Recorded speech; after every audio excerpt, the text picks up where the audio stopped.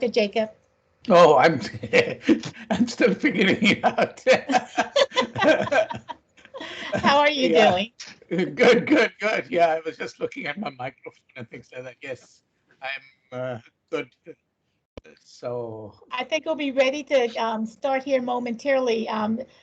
Nanda is back in his office and he will be joining, well, he is on with us. So, well, that's fine. That's fine. I just got on a little early to make sure that I could get on. I know the feeling. I am going to visit my other room. So, welcome, and I will log back in here momentarily to listen. That's fine. Just let me know when you guys are ready. So. Okay. Hey, Praveen.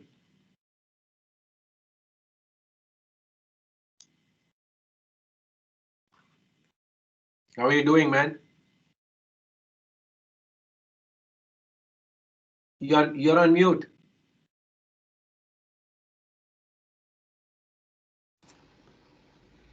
Hey, I'm doing well. How are you doing? I'm really sorry to hear about all the things in Texas. Yeah. Pretty crazy. It was a fun week last week. Yeah, and I hope you're all doing well and hale and healthy and safe. Hale and healthy we are, but obviously with this kind of outage, Yeah. all kinds of crazy things have happened to us. I mean, for most of us, nothing has happened, but people have had tougher times. So how did the outage, like, how are you guys keeping warm and so on with the outage? Because No, heating now is everything's back to normal. Now nature is keeping us warm. It's like 65, 70 degrees now. No, before when you had the cold weather and so on, because heating is through electricity, right? Right, but for 2 days, many of us didn't have power. Okay. But yeah, and I think some people were lucky; they didn't lose power at all. So, And I saw that 125 car pileup on the outside of Dallas Fort Worth area. That huge accident. yeah, that was before the storm. I thought that was the initial part of the storm, and it was like black ice and so on the road. Mm-hmm. Yeah, I think that was I think that was Monday. I think it was beginning of the storm. You're right. Hello, Brian. Hi, Nanda. Or who was it? Who spoke? Not sure who spoke. Praveen. Hi, Praveen. This is Praveen. How you doing? I'm well. How are you? We have our power back. Yeah. We now have power. Yeah.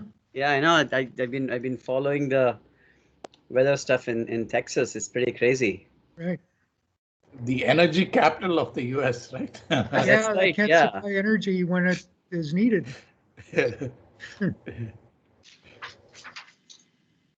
fact, I guess all our systems are designed for hot weather, not cold weather. Yeah. That's true. Because the entire the ERCOT is so famous. In fact, my paper this evening is based on ERCOT actually. Yeah.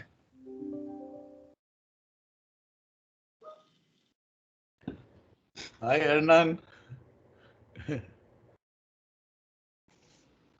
Hernan is on mute. Jacob, it's a pleasure to meet you virtually online. My name is Praveen. I'm at Tech School at Dartmouth. Oh, nice to meet you. Looking forward to your introductory remarks. Oh, yeah, I can assure you it's not half an hour.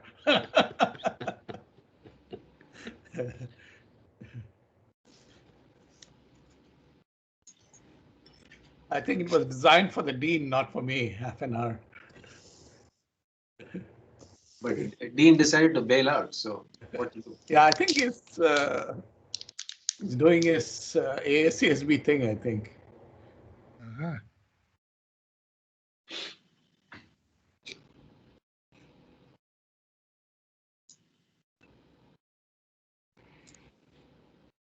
And Nanda, thanks so much for organizing the conference. Looks really sharp. We do what we can do. That's all we can do. Dr. Jacob, I think Yes? it's 9:30, and welcome everybody. And I think we're ready for you to begin at any time. you wish to make your remarks. Yeah, Nanda, I don't know what you said you had wanted to speak first, or I don't know how you want to do this. Oh, where did he wander off to? Let me find him for you. One moment. Yeah, yesterday he said he wanted to talk first, so he had some housekeeping things he wanted to announce. Okay, I'm gonna mute myself and go find Nanda. One moment, please. So I don't know whether he wanted to before or after.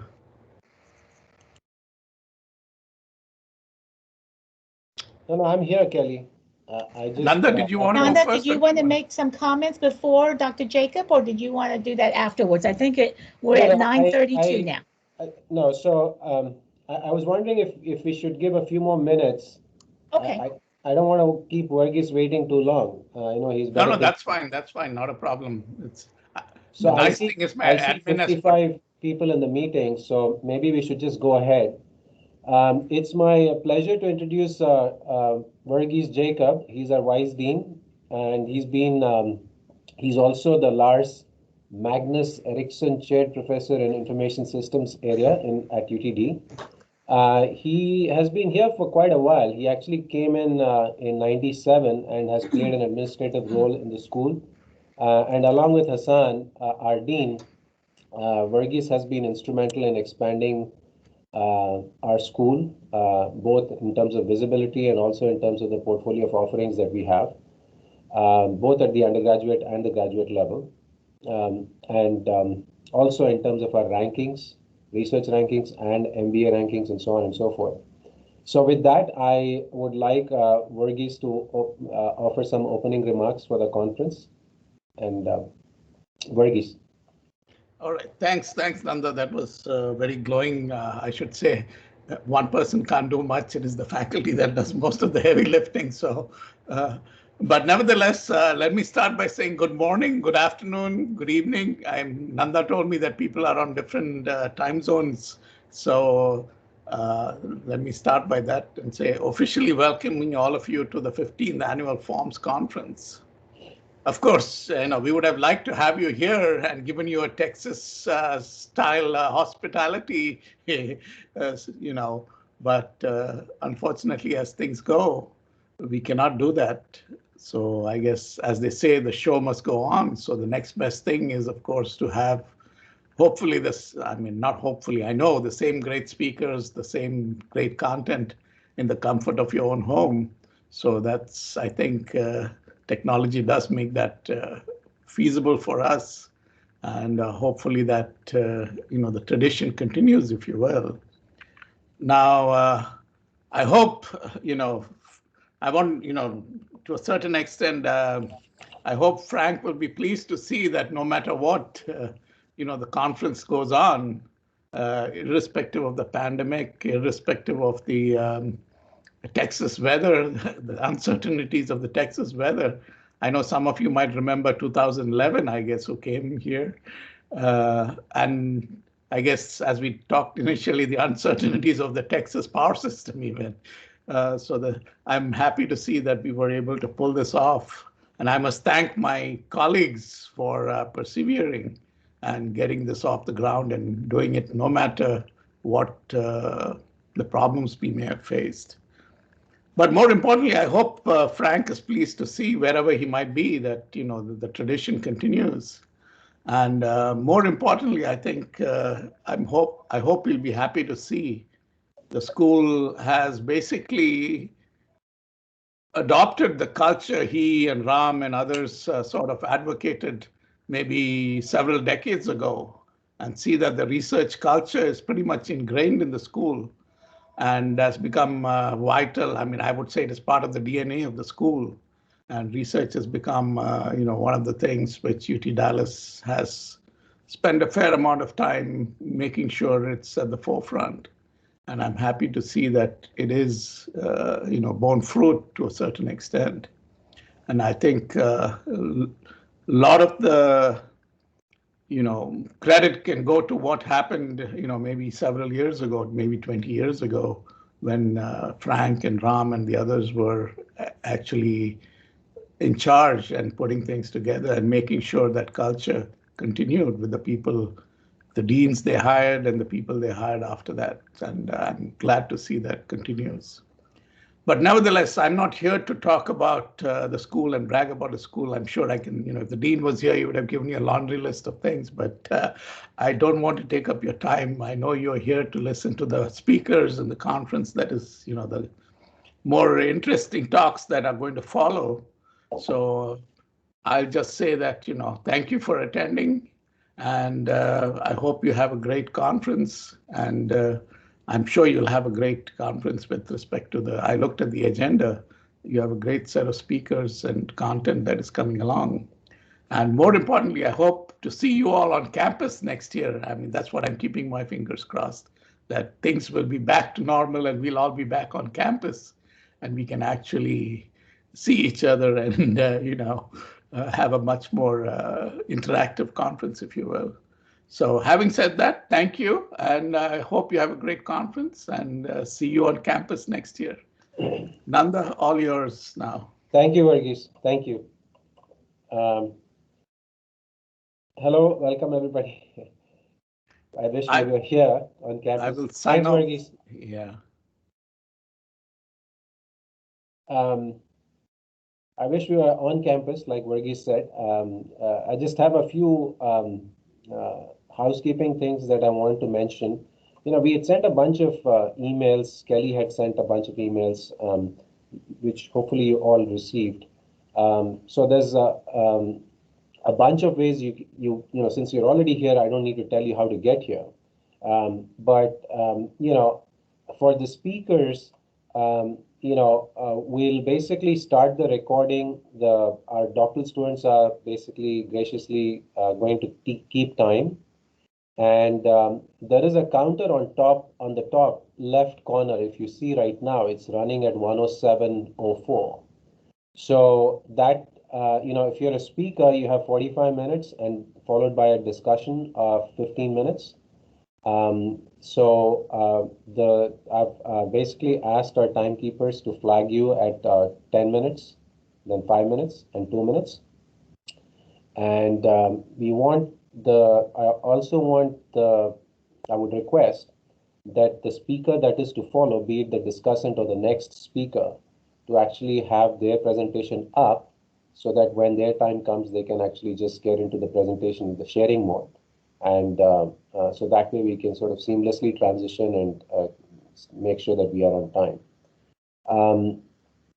Now, we are recording the sessions, as I said, so that, there are people in this conference. We have people from Korea, from China, Hong Kong, Singapore, many other countries in Europe, Portugal, Germany, UK, Australia, and of course, all the time zones in the US. So, managing the scheduling has been somewhat challenging because, I wanted to make sure that people are not sort of getting up in the wee hours of the morning or in the middle of the night to sort of do their presentation. So, I've instructed and basically told my timekeepers that everything is in Central Standard Time, and some of the timekeepers are actually not physically here. There's a couple of them in China. So they have been instructed as such,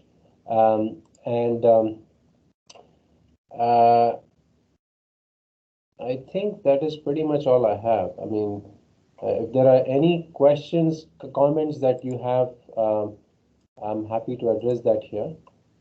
But otherwise, we're good to go. We still have about 20 minutes for the first presentation.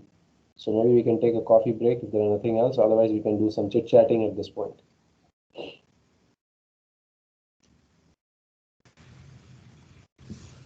Thanks, Nanda. Mute. Okay, technology, right? One thing, if I may add, for the presenters, when it's time for them to present, I kindly ask that you do not share until your time is ready.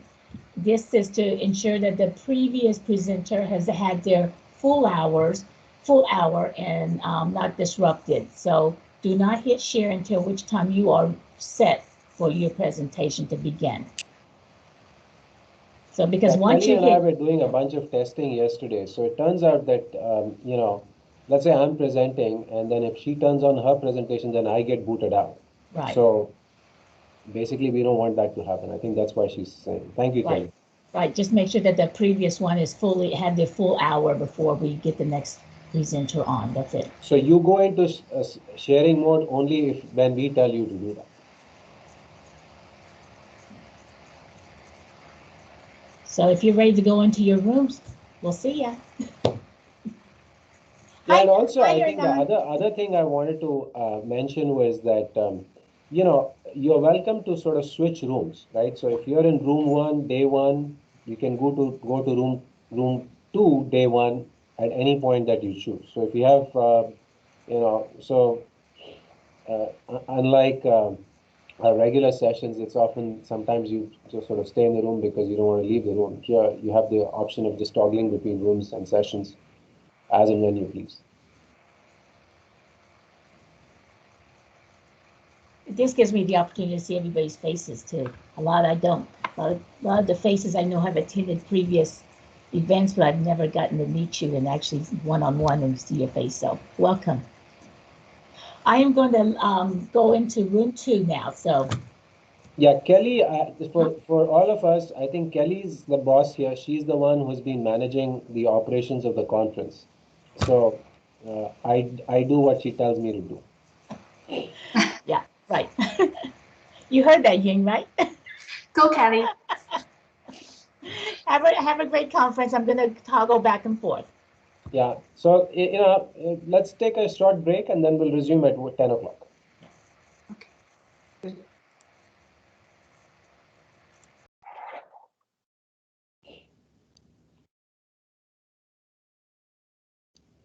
Hey, Pedro. Hi, Rob.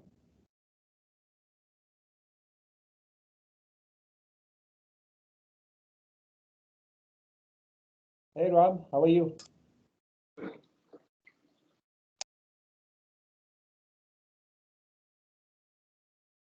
Rob, can you hear me?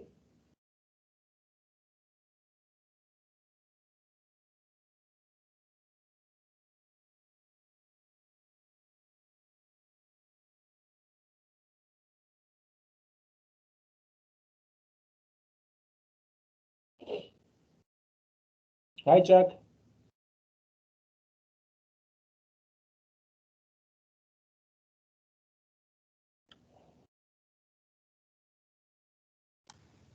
Hi, Nanda. Anthony. How are you? Good. How are you? Good, man. What a year it's been. Yeah. But this looks like it's going to be a good conference, as good as it can be without the physical presence. I hope so.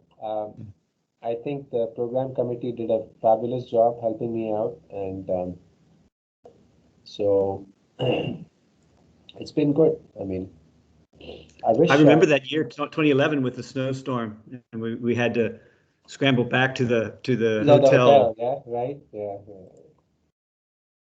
So how are things? Hi, Chuck. Just How fine. are you? Hey, Chuck.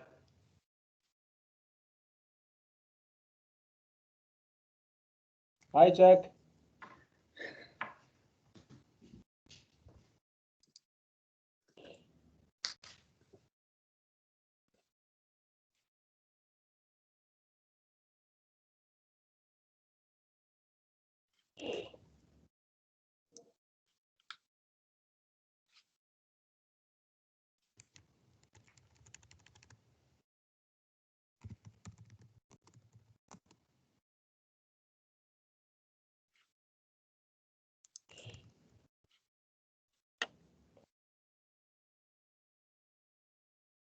Hey, Jason.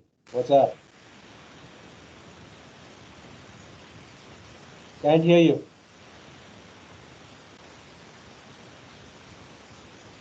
Cannot hear you.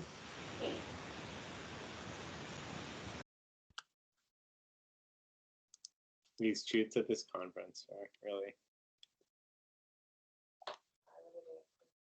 This is going to be a really sick paper, right? The one at 3 o'clock. Even the one at 2 o'clock is going to be sick. I got you.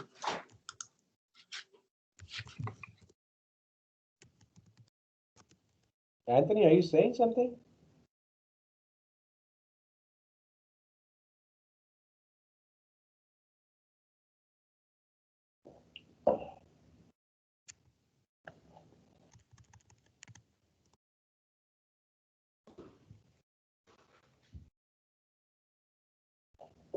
Yeah, come in.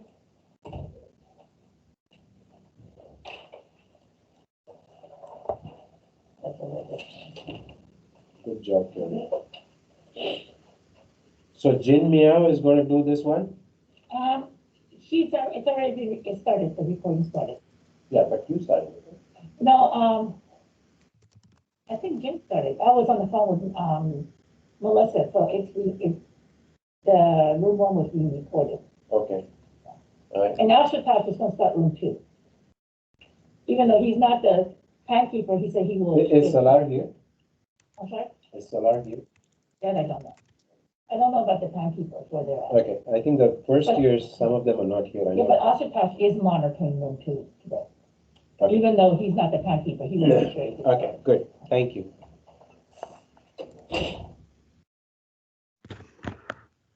Hi, Nanda. Can you hear me now?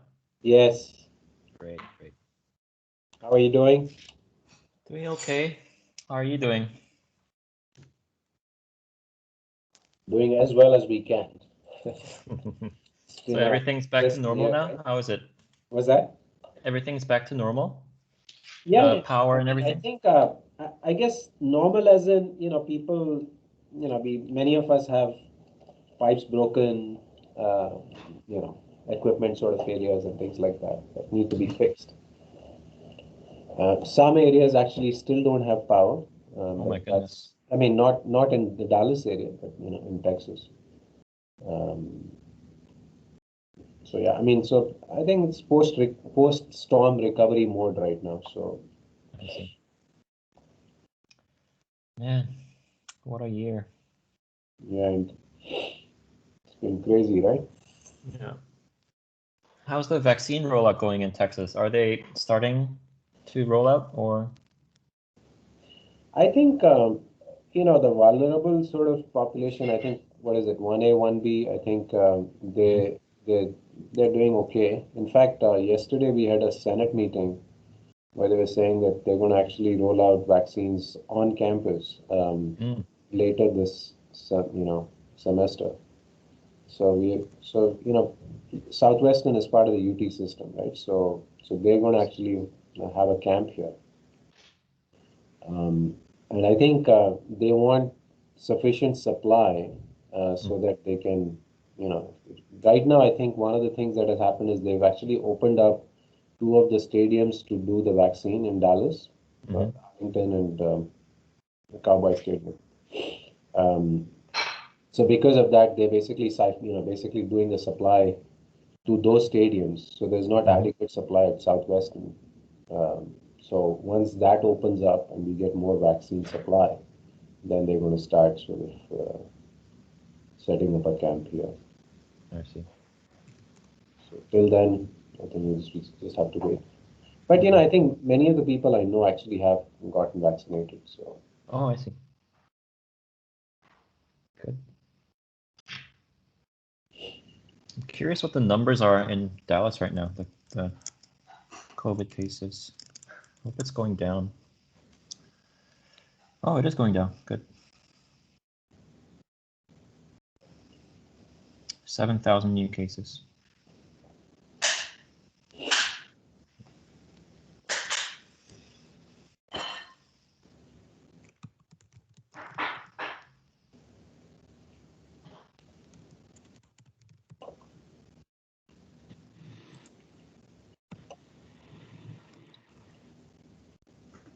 Hi, Qihong. Qihong. Hello. Hi, man. What's happening? Hey, good to see you guys.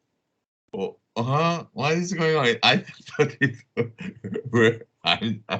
I'm a little lost. I just installed this thing. Yeah, me too. It's my first time. Yeah. So where is the talk? So the talk is at 10 o'clock. So 11 o'clock your time. Oh, okay, good. So I'm before. That sounds very No, good. no, so there was a welcome remark at 9:30, which you completely missed. Okay, okay. So now the first talk is going to start at 10 Central. 10 cents. Okay, good. So I didn't miss it. It took me quite a while. Hey, Nanda, how are you? Anyway. Good, man. What's happening? Just crazy. So wow, so you guys are so advanced using this cool new software, not Zoom. No, Zoom has some issues, right? I mean, so I think our IT department basically said there are some security threats with Zoom. I see. So basically, UT-wide, the standard thing that they're using is Microsoft Teams. So in fact, we actually wanted to use Zoom because most of the people are not familiar with Microsoft Teams. So we said, okay, can we use Zoom? And actually, we had a Zoom Enterprise license, which interestingly expired on Feb 13th. So I was counting on using that. And then as we got closer, we learned that that has expired. And then they said, we can't allow you to buy it. Wow. So then we said, what the hell, man? So we had a couple of meetings and they said, if you can convince us that there are some features in Zoom that Microsoft Teams doesn't have, then we'll let you buy it. But all of that was too late in the game. Hey Tony, what's up? Hey. Hey, Hi, Tony. Can you hear me? Yeah, we can hear you. Great. So that's why we had to stay with Teams. And Teams turns out it's pretty good, I see. Hey Rob. You're on mute. Yeah, I was on mute. How you guys doing? Good, good. Hi, Chuck. I missed Chuck.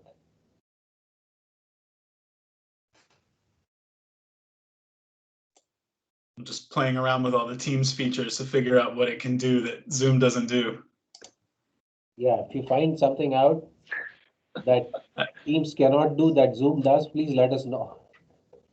Have you tried together mode instead of gallery mode? Yeah, but that's something that you can do, but that doesn't affect everybody. Right. It's kind of So hilarious. you can set whatever mode you want. If you choose together mode, it like cuts everybody's faces and puts you in fake lecture seats. That's right. How do you do together mode? Just go click on the top 3 dots, more actions, and then you can go to gallery and together mode. Together mode, yeah. Wow.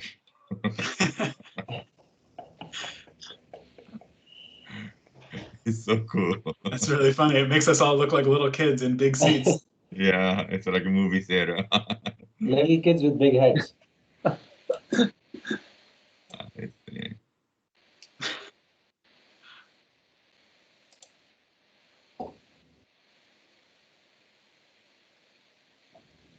How is everything down there right now, Nanda? It's much better, man. I mean, it's warming up. I think nature helped us more than our government could, because it was up until Friday it was pretty bad, and Saturday it was in the 60s, unbelievable, and then I mean this week has been really nice. It's been in the 60s. I think today it's going to be in the 70s. I think. Yesterday was in the 70s.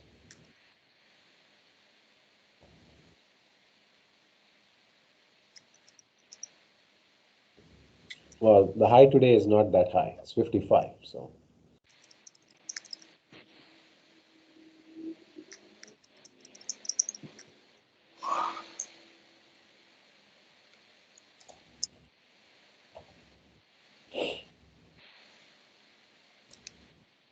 we're moving along right now. So.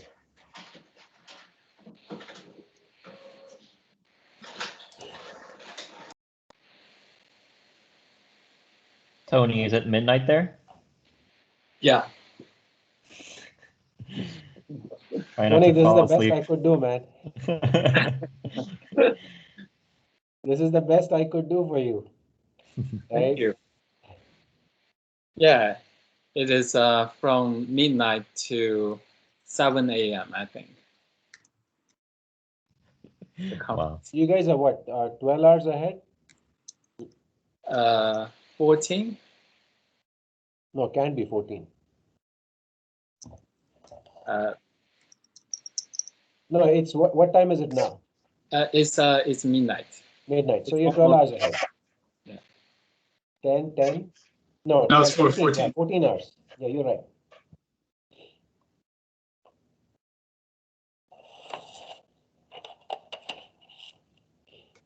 Hi, Chuck. How are you doing? You're on mute.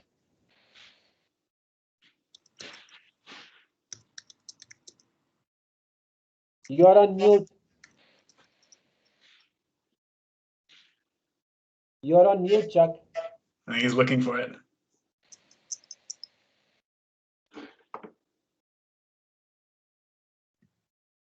Yes. Hi there. Okay, unmuted now? Yes. Yeah, no, I'm it's only 2 hours difference for me, so it's good timing, but looking forward to it.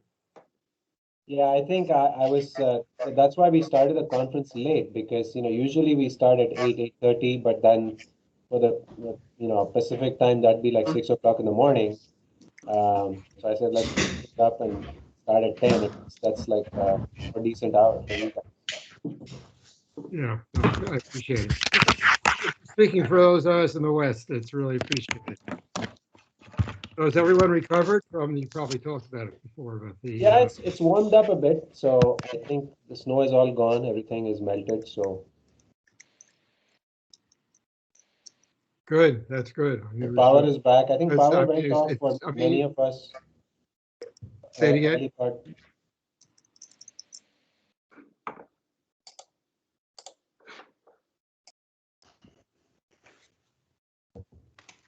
I'm just gonna try to switch computers.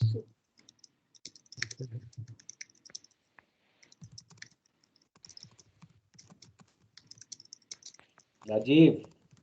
Hey, Nanda, can you hear me? Yes, yes. How are you doing, man? I'm all right. This is the first time I'm using Teams. So we use Zoom here. So this was, so I was waiting for this, somebody to say something so I can see that it works. And it works. It works. Yeah, we tried to make a case for Zoom, but that didn't fly very well, so. Okay.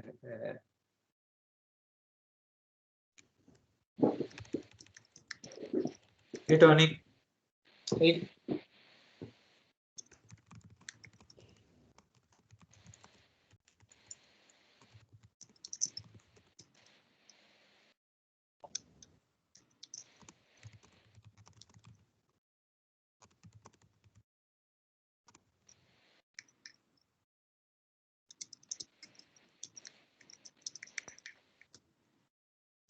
Rob, what time is it? It's like 5 over there? It's 4 here.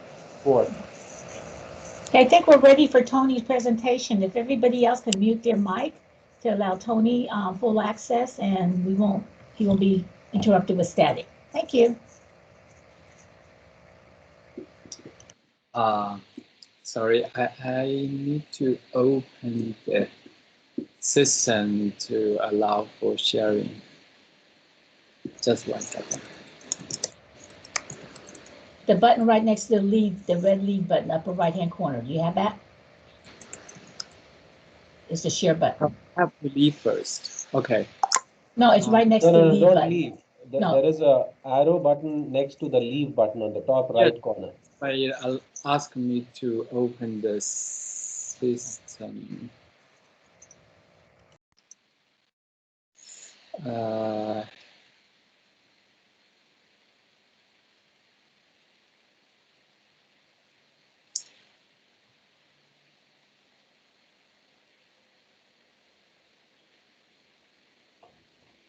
It just keep going. I don't know why it does not pop up.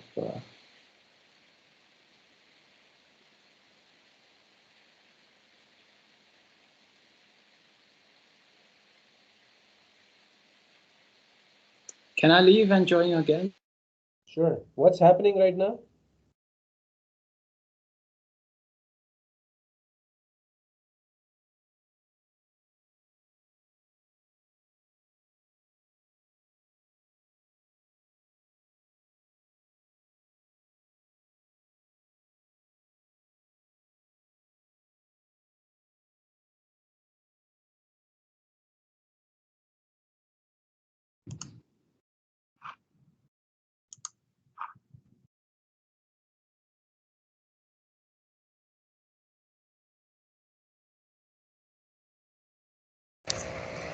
Tony, you're muted. So when I click share, there's this circling. Just keep circling. Just keep. I think it's like, just keep working. I suppose it says. You just let me wait. Maybe I can share slides to one of you, and then Yeah, why don't you you can. do that? Why don't you send it over to me? Yeah. Okay. All right.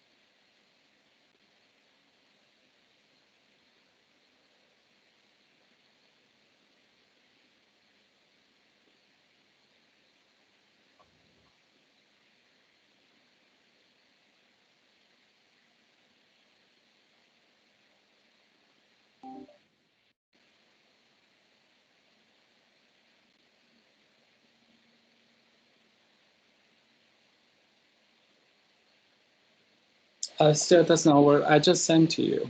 I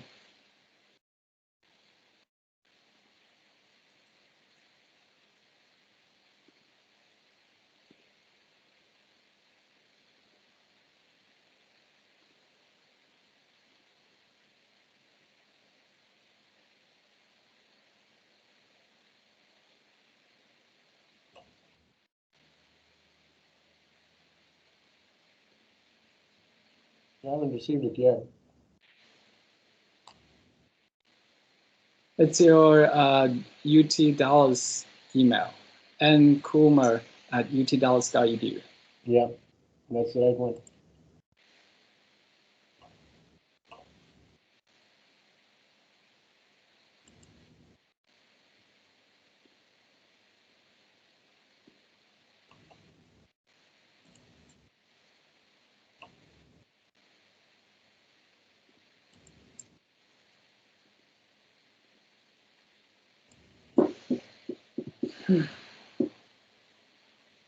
Okay, got it. You get it? Yeah. Okay.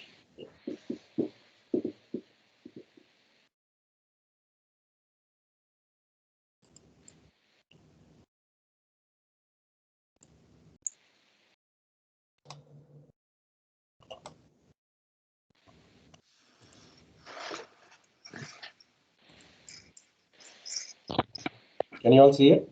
Yeah. All right. All right. Thank you very much. This is basically a paper of an economic analysis of GDPR, the European law on privacy regulation. And next. Can I control? Okay. So privacy is a boundary control mechanism that allows individuals to set the boundaries about who they want to interact with, when and how and where to interact with. Next. Due to the abilities of the firms to store the data, analyze the data, and also move the data.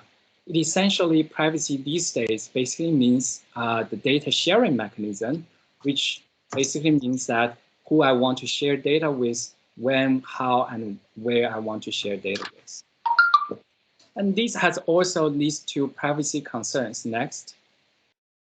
So a survey found that 6 out of 10 people are concerned about internet eroding their personal privacy. Next.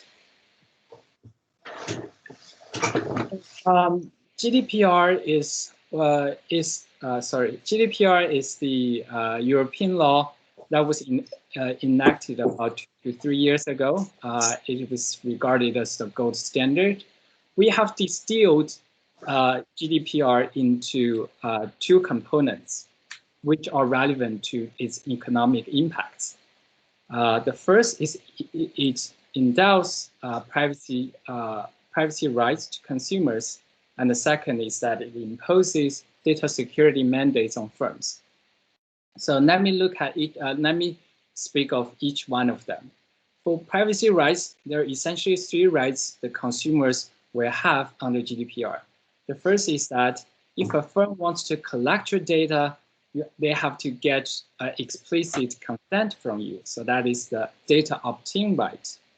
The second is that if you can ask the firm to erase your data at any time. So that's a right to be forgotten.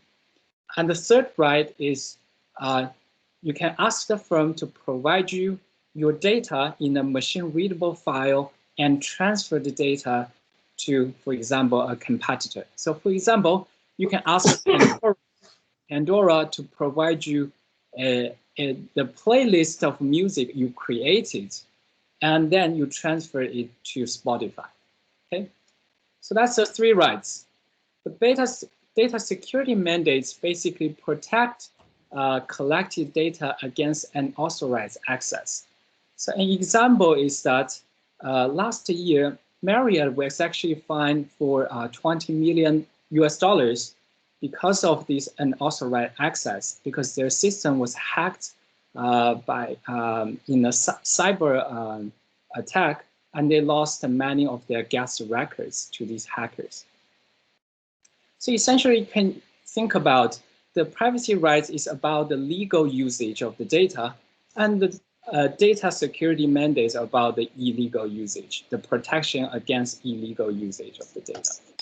Okay, next. The conventional wisdom on GDPR is kind of pessimistic.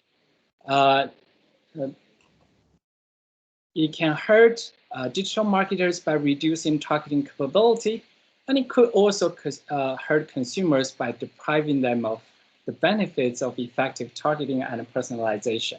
Next. And this kind of pessimistic view is also reflected by a recent survey that identified government regulation as a top threat to data-driven marketing. Next. Driven by this, we're going to ask 3 research questions, and here I also provide you a preview of the findings. First, will GDPR increase or decrease the data availability? And we find that it could actually increase data availability.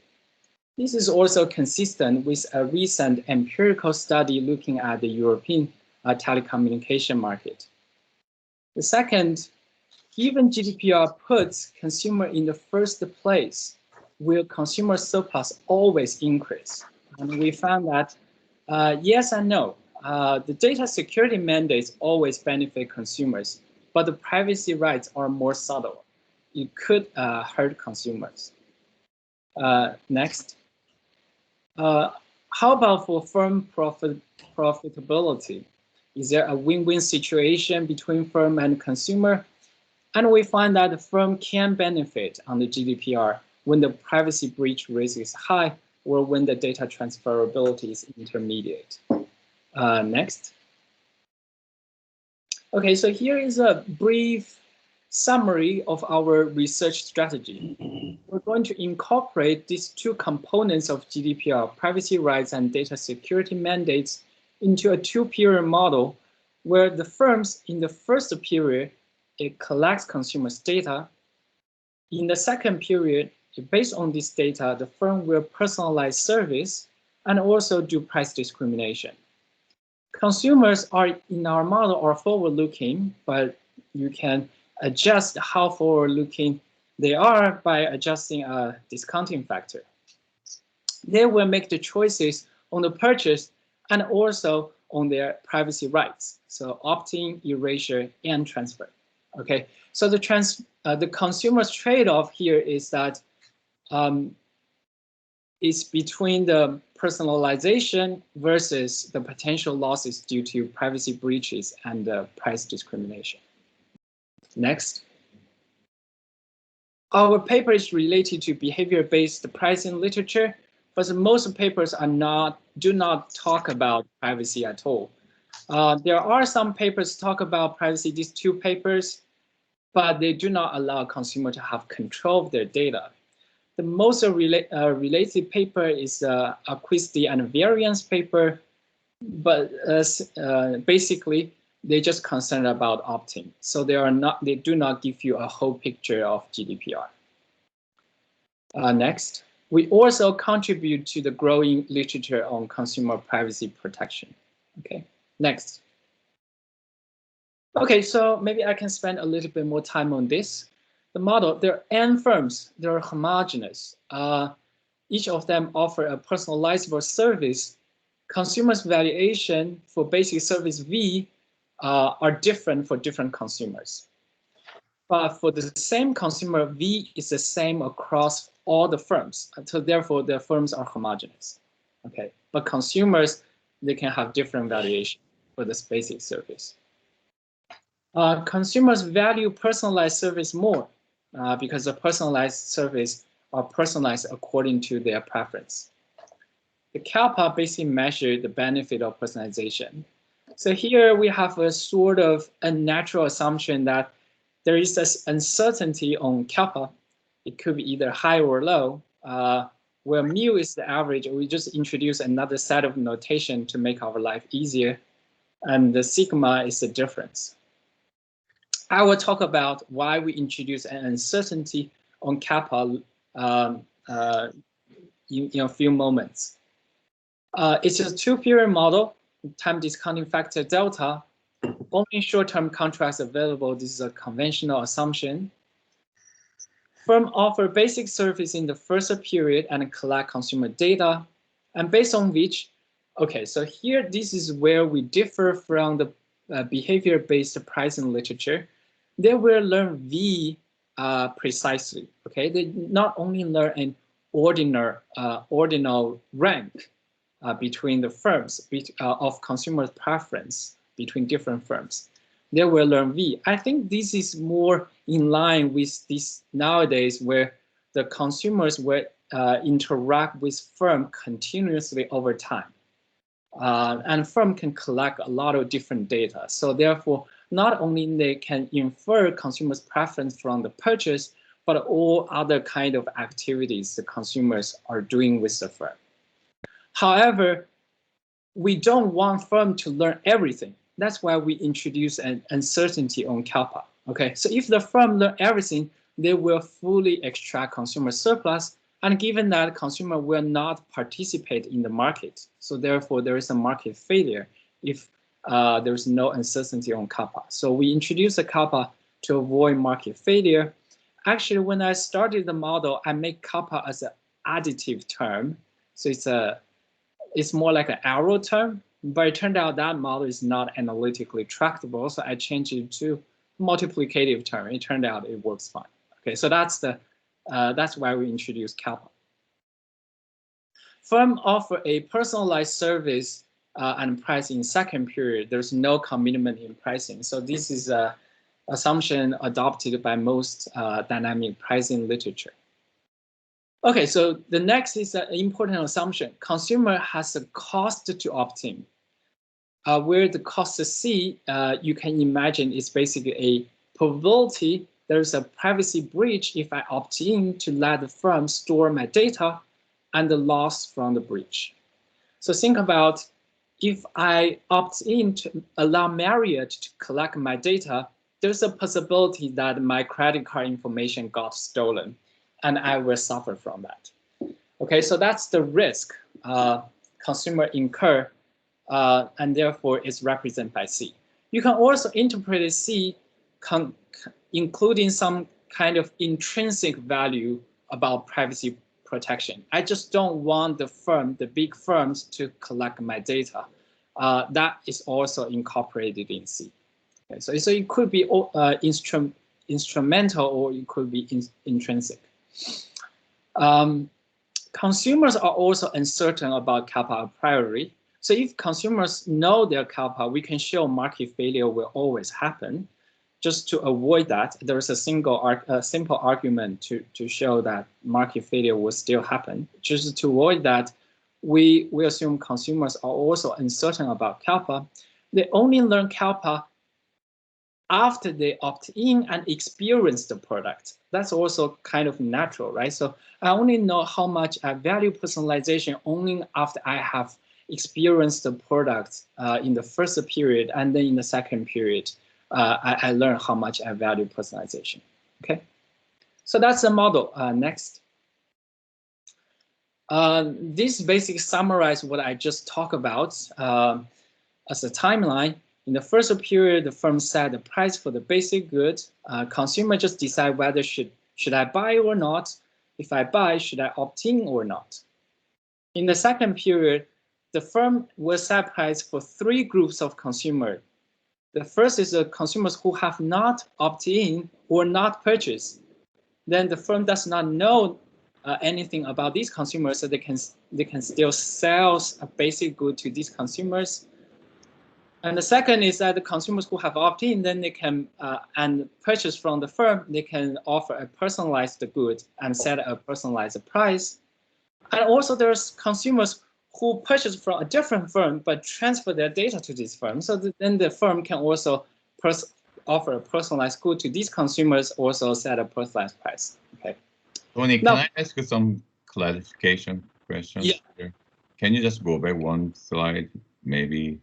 So here, V is for different company, I have a different V, right?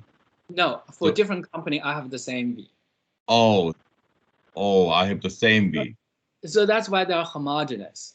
Okay, it's not like a random draw for each different company. Okay, got it. That's good. But for different consumers, their V are different. Okay, all right. Then second one is then even different company, even if you are not my customer, I know your V.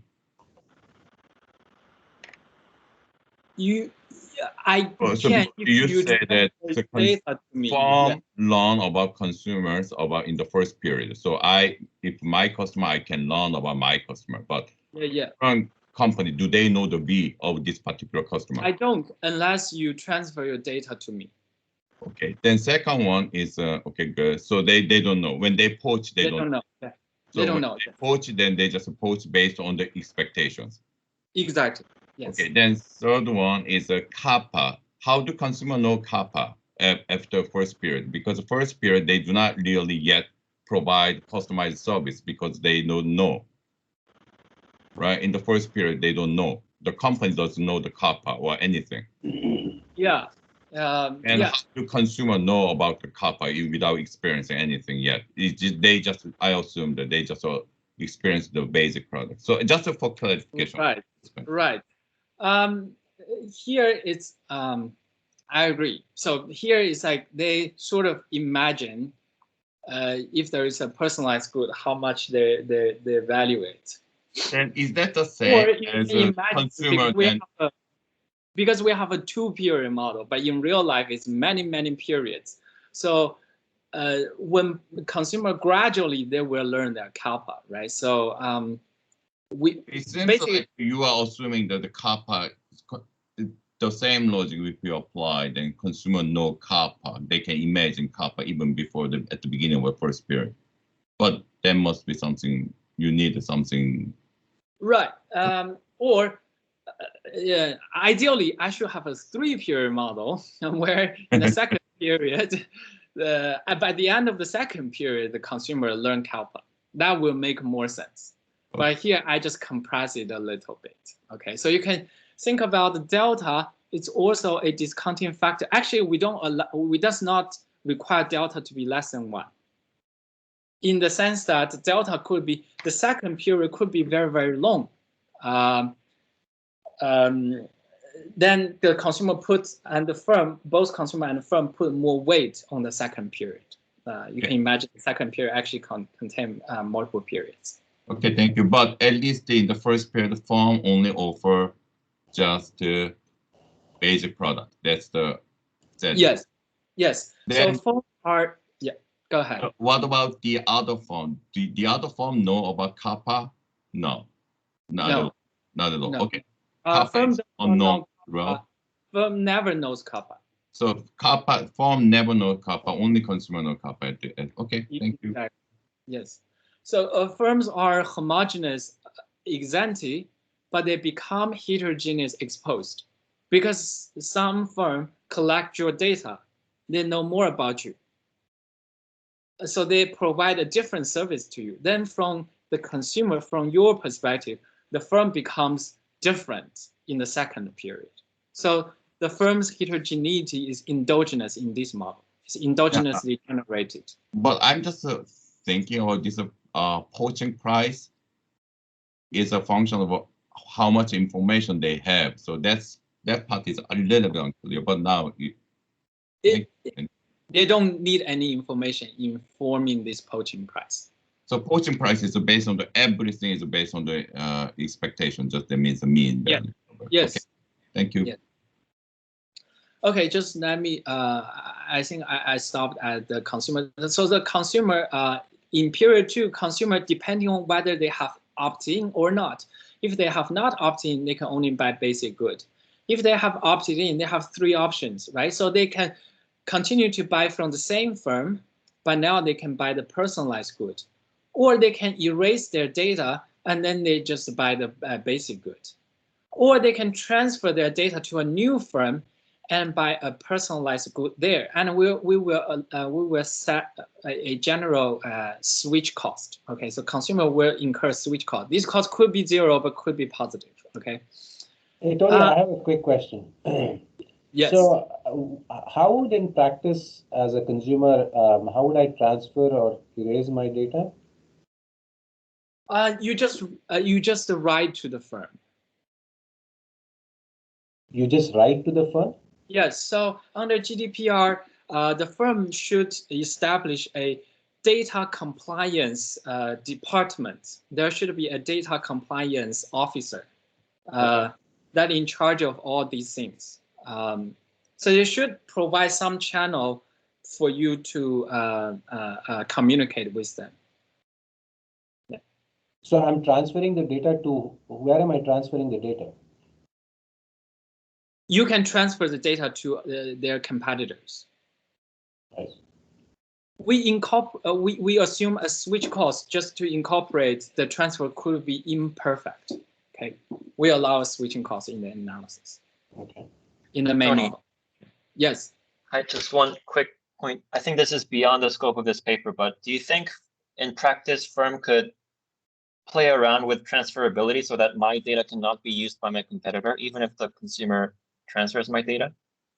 That's a great question. We will show that maybe even if you can prevent consumers from transferring, you may not want to do that. Okay, so that's one message of the paper.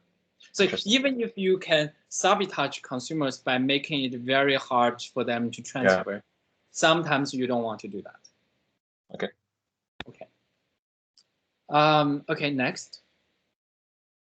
The way we solve the game is a standard backward induction, where the firm essentially engage in both intertemporal price discrimination and a third-degree price discrimination. That is based on their knowledge of consumers V, but they still do not know kappa, so it's a third degree. Okay, so if they know everything, that becomes a first degree. Consumers self-select in both purchase and opt-in in the first period. Okay, so next. I will not show you how we solve the model, but just to provide some intuition how this model works. Okay, so I think the more complicated part is how does privacy rights, how do privacy rights impact the market?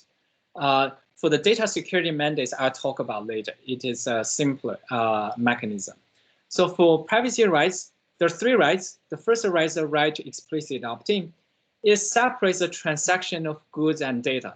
Okay, so what does it mean? Before these rights, when you buy something, the firm will collect your data automatically. So they will always do that. That's exactly what firms are doing these days, right? So in the US, they are collecting their data automatically. But now, if you are very concerned about it, for example, if you are buying something from an unknown online retailer, you really don't want the retailer to store your data, then what you will do in the old days, you just give up this purchase. But these days, you can still purchase, but opt out of this data collection. So therefore, the opt-in base is separate. So now it allows you to purchase, but not give away your data. This will prevent market failure when the privacy breach risk is very high, like the example I just talked about. But it also will reduce opt-in, because now you provide an option to opt out. It becomes a substitute to opt-in. So obviously, it will reduce opt-in. Because it reduces opt-in, it will reduce data availability in the market. Okay, so next. So the other 2 rights are the erasure and portability rights.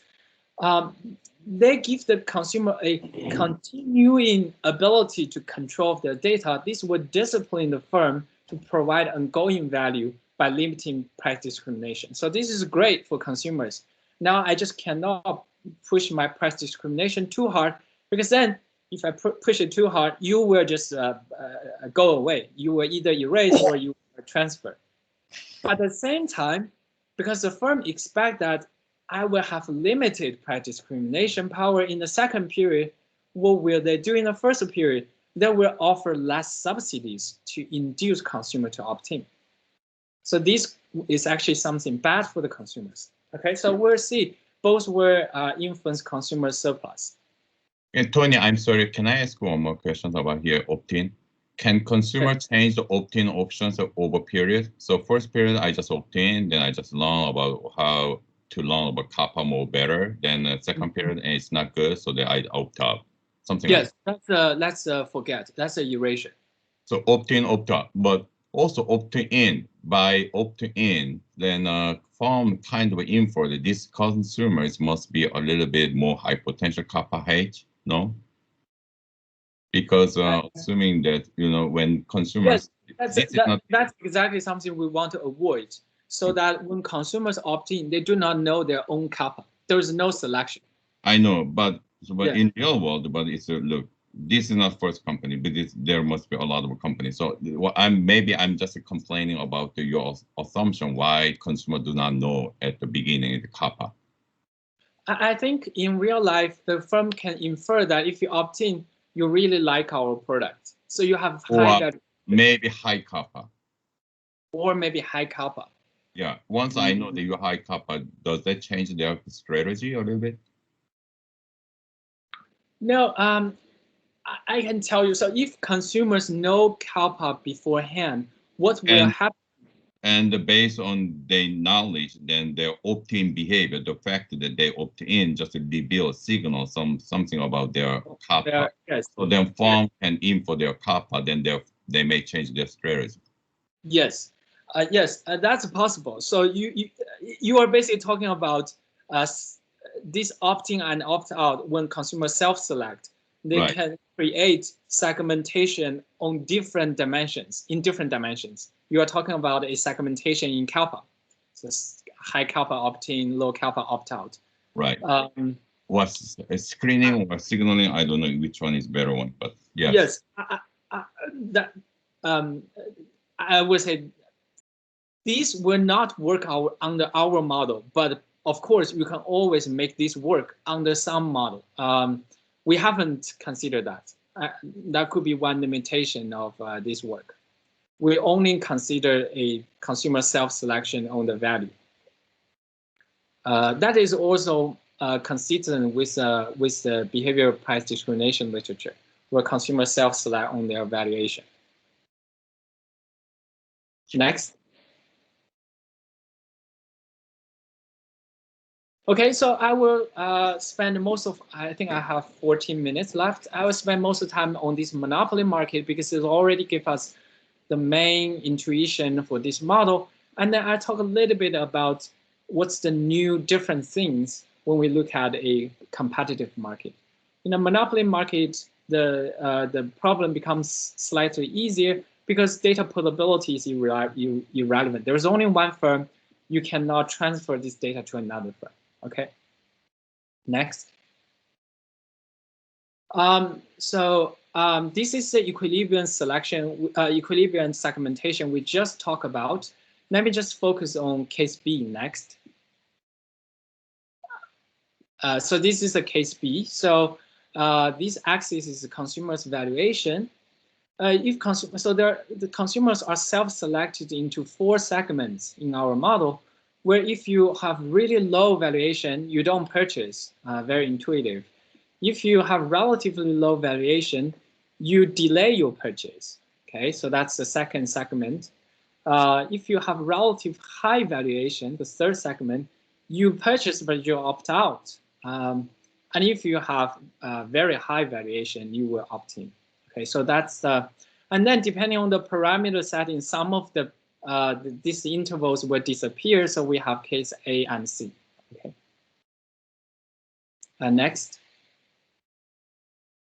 So now I'm going to answer my research questions to look at exactly how this model answer our research questions. So first we'll look at privacy rights and data security mandates separately. Okay, so let's look at privacy rights first. What is the impact of privacy rights on price and data availability? So this is what we find. It just looks very obscure, I would say. Lower price for personalized good, but higher price for basic good in the second period, higher price in the first period, always lower opt-in, lower demand when C is low and higher demand when C is high. And why we have all these, I will go through them with you next. So Ananda, maybe you need to click a little bit more in here. There's a lot of clicks. Okay, so the right to be forgotten restrict consumers, restrict the firm's price discrimination power. These will lead to lower price, right? So they cannot push the personalized price too much because of the consumers. Otherwise, the consumer will access will erase their data. Next. Now the firm has less incentive to subsidize consumers because they expect lower profit in the second period. Next. This will lead to higher price in the first period. Next. Right to opt out separates data and the transaction. Next. So it will always lower opt-in. Opt out is a substitute to opt-in. Next. Lower opt-in means that there are more people opt out, and these people stay in the second period, so you can charge a higher price for them. Next. And a higher price in the first period means that lower demand. Okay, next. But at the same time, right to opt out will preserve the trade in face of high privacy breach costs. This will next lead to a higher demand. Okay, so then whether the demand is higher or lower, depending on the C. Okay, so that's how we understand our result. Next. Okay, how about the implications of privacy rights on welfare? This I show you the blue line, the blue solid line is the under privacy rights, and the gray dotted line is under the benchmark case without privacy rights. Without the privacy rights, okay, got it, thank you. Without privacy rights, the firm will always collect consumers' data. Okay, we don't assume firm has a data collection cost. they will always collect consumer data when there is no privacy rights. Okay, so and then the three figures are basically on consumer surplus, firm profit, and social welfare. Next. We find that consumer surplus will mostly be higher due to privacy rights. Next. But could also be lower. This is a little bit complicated. We don't believe this is a main effect, but it's just theoretically interesting. This is because the separation of goods and data reduce a firm's ability to use lower first period price to solve consumers' holdout problem due to second period price discrimination. Basically, if there's no privacy rights, the consumer have a holdout problem inside second period because I have incurred cost to opt in, and after I opt in, you will charge you learn my valuation and you will price discriminate. This creates a holdout problem for consumer. But the firm can solve this holdout problem by using a lower first period price to still encourage the consumers to opt in. But under privacy rights, the firm are less able to do so, because now even if I give you a lower price, you encourage you to make a purchase, but not necessarily to opt in, because now the purchase and opt-in are separate.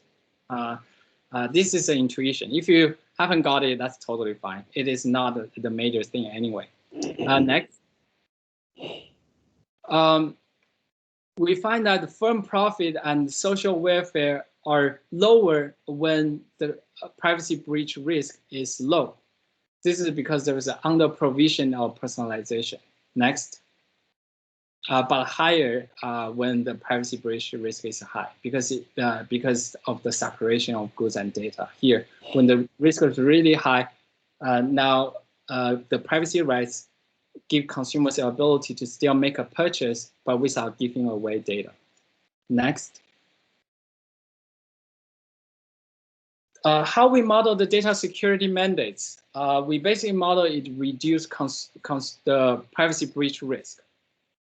Because of the huge fine on Marriott, now in the future, Marriott will spend money to strengthen their data security and to guard it against unauthorized access. This means that consumer will believe when GDPR is implemented, my data is much more secure. I have a lower privacy breach risk and therefore a lower cost. Next. And then, therefore, the impact is basically becomes a comparative. Tony, can I ask a quick question? Yes. So the data breach, would that impose a cost on the firm side as well? Because that will equalize, right? Because I think a lot of the driving force is this externality, right? The cost and benefit to the consumer side and cost and benefit to the firm side. Yes, yes. So if there is a cost on the firm, it will reduce firm's profitability. In our main model, we do not assume firm has this firm need to incur cost. So that would actually move the consumer and the firm sort of would align the interest in the same direction, right? That would help improve surplus. Do you mean will it create a pie instead of just a redistributional role? Right. I think so, because the pie is created by the personalization. When more consumer opt in, the personalization will create a pie. All right, thanks. Great question. Okay, so we find that the data security mandates always benefit the firm. This is obvious, and now there's more consumers opt in, and also benefit consumer, also obvious. Next.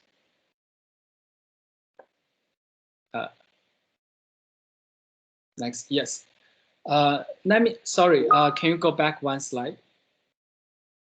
So I have 5 minutes. I spent a little bit talking about the competitive market. So in competitive market, because firms are homogeneous, they engage in between competition in the first period. We want to do a more like hotel inline type of model, but because here our action space is very complicated, I think a Bertrand competition simplifies a little bit, but we acknowledge this is something we are actually working on right now. So basically, firms become exposed differentiated after collecting consumers' data. We need to impose a non-negativity for superior price. Otherwise, the firm's profit is always zero.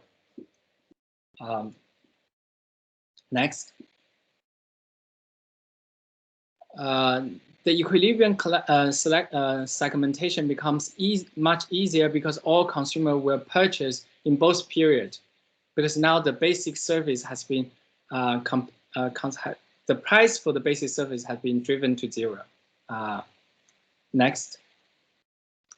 So that is the market competition. Low valuation consumer opt out and high valuation opt in, but they will always make a purchase. Next.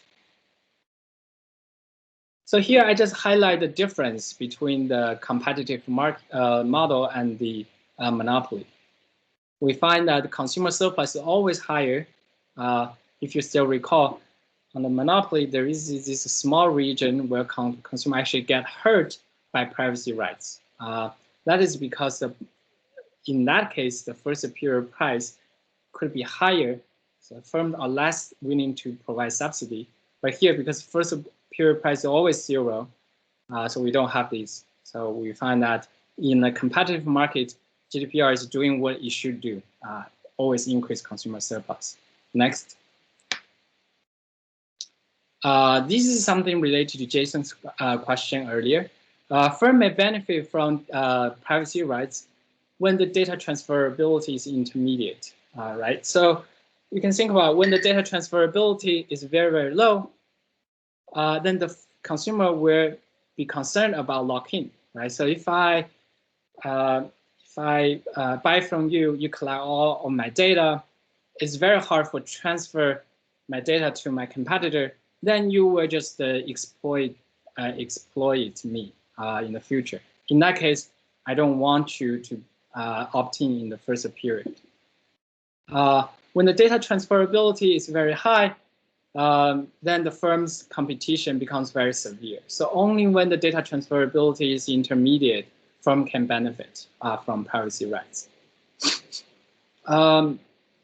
We also find that data availability could be higher with privacy rights. Next. For social welfare and data security mandates, they are qualitatively the same with the monopoly case. Next. All right, just takeaways. Data security mandates always benefit both firms and consumers. Next. But we find privacy rights have more nuanced effects. Next. It always benefits consumers in the competitive market, but could potentially hurt consumers on the monopoly. For for-profit and social welfare, it depends on how the privacy breach risk in the market. You can raise it or reduce it depending on the privacy breach risk. My next slide just to show you, we have done an extension that if we endogenous the privacy breach risk, because in the main model we have exogenous privacy breach risk. Here, when we endogenous, the firm would choose to invest to improve their privacy protection. So that endogenous the privacy breach risk. But we find very similar results. That's it. Thank you very much for your attention.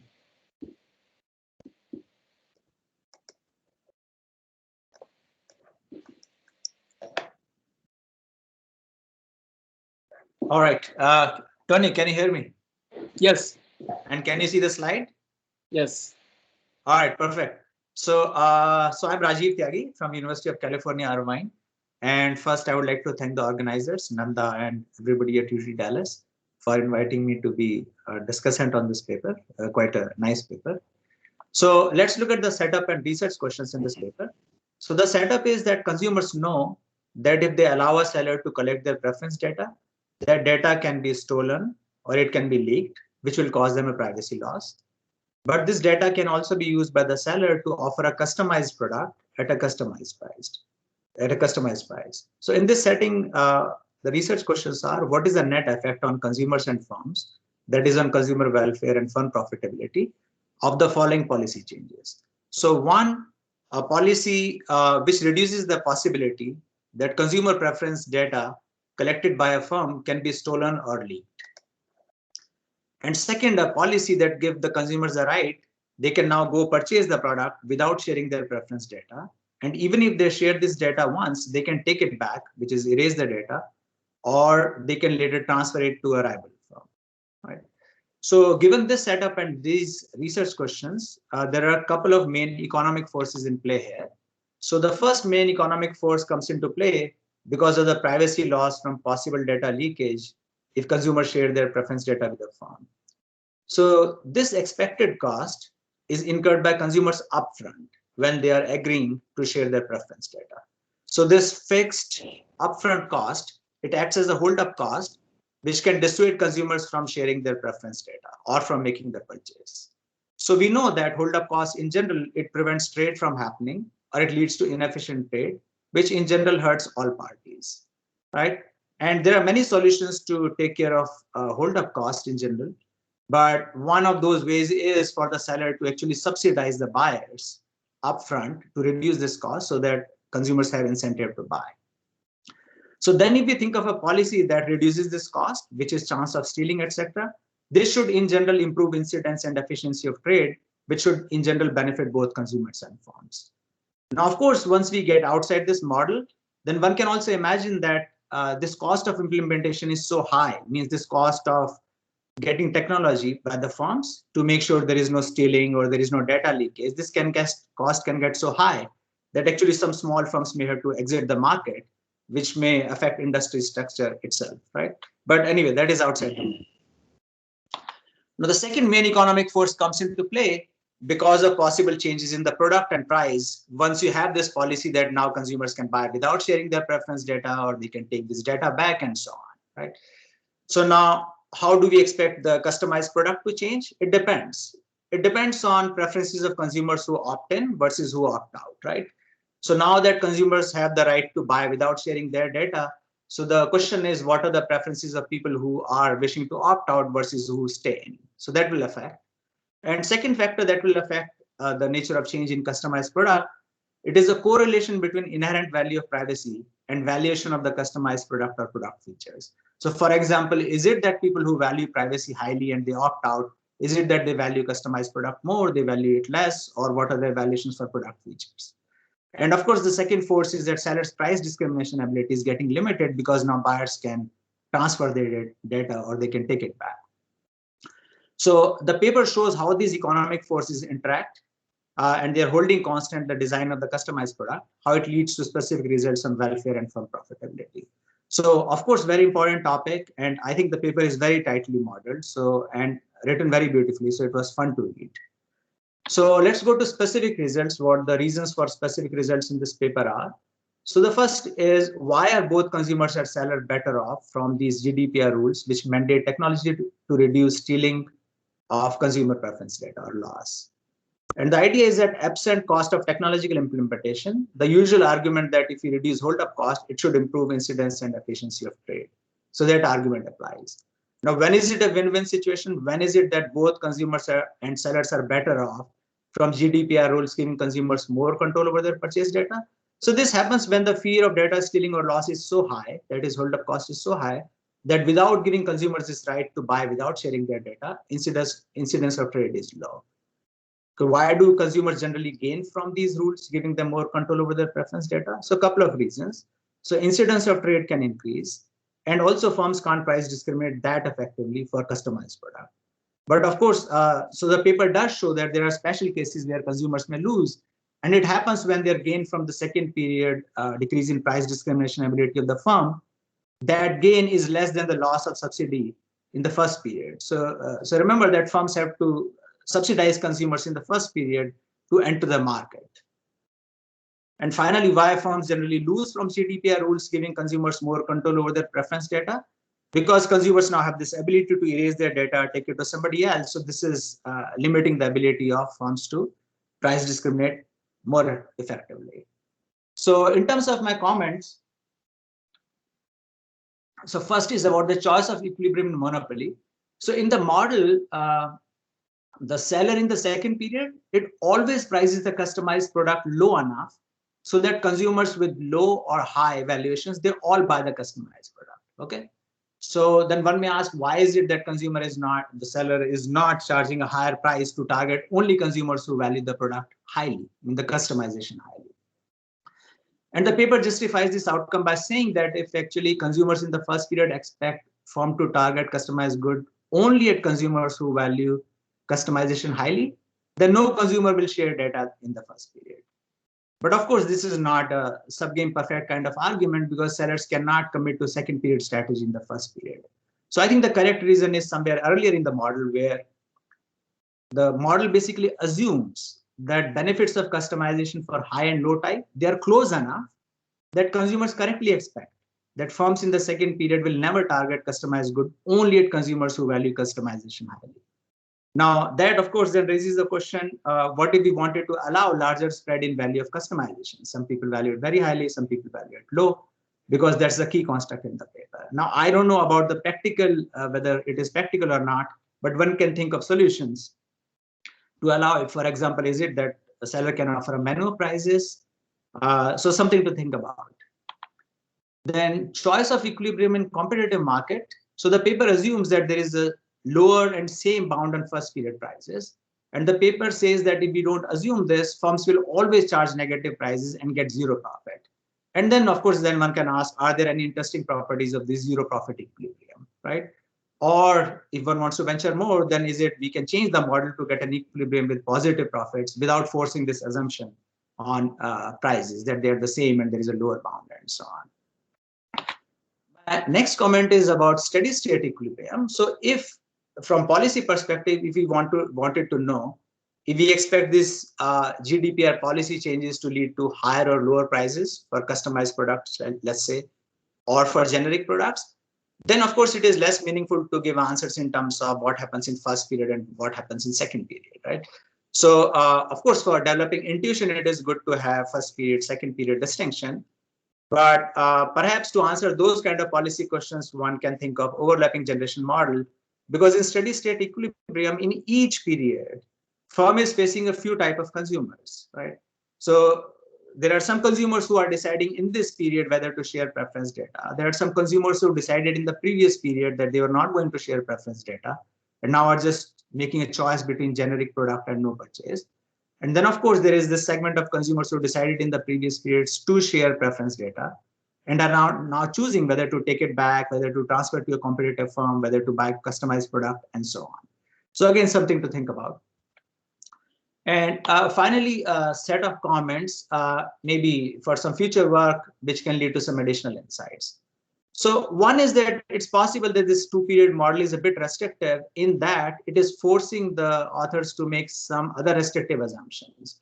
So for example, so the paper assumes that if consumers share their data with the focal firm, it takes focal firm one full period to learn consumer value.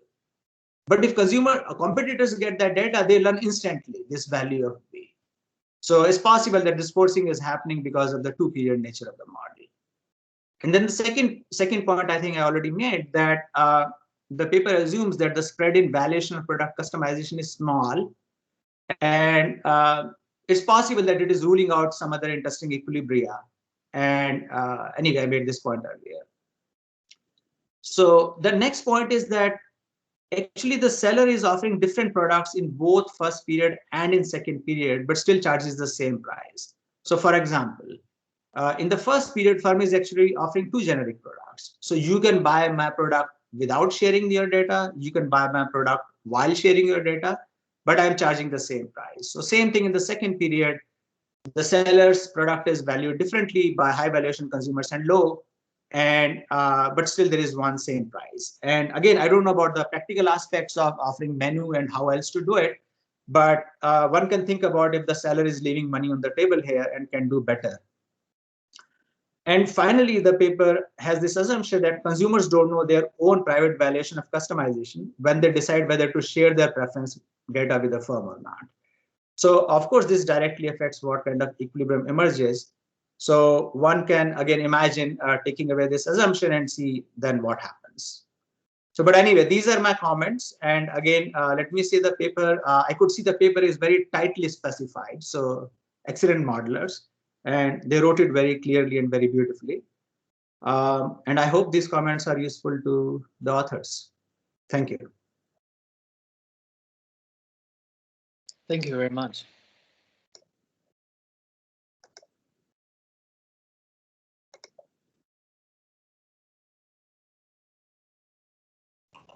Thank you, Rajiv. Tony, you're next. Anthony. Oh.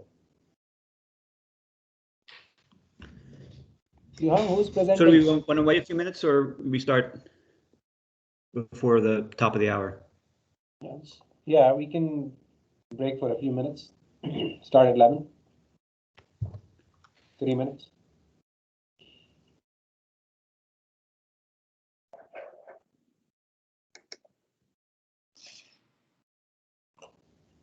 Nice job, Tony. Thank you. Hey, Qihong. Yeah. Shame on you, man. You didn't consider privacy in your 2010 paper. Yes, shame on me.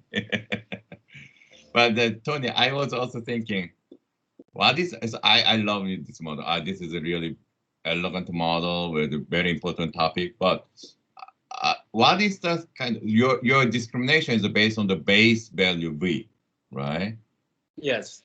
Is that right, or based on the kappa? Because you know what company, this Pandora, they are trying to do is a customize. Look, when people come in, they're similar. They always, because you are assuming the homogeneous company, so they are kind of similar V. So how could I know whether you have high V or low V with the same basic product?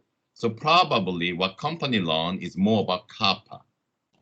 Look, when I customize, how do they value of it? So what consumer also care about is this my personal, this customized value thing. So instead of modeling based on the V discrimination, what about just flip it? Look, so V is kind of things, but kappa is something firm knows, and then based on that, they can discriminate. That's more like aligned with your true story, I think.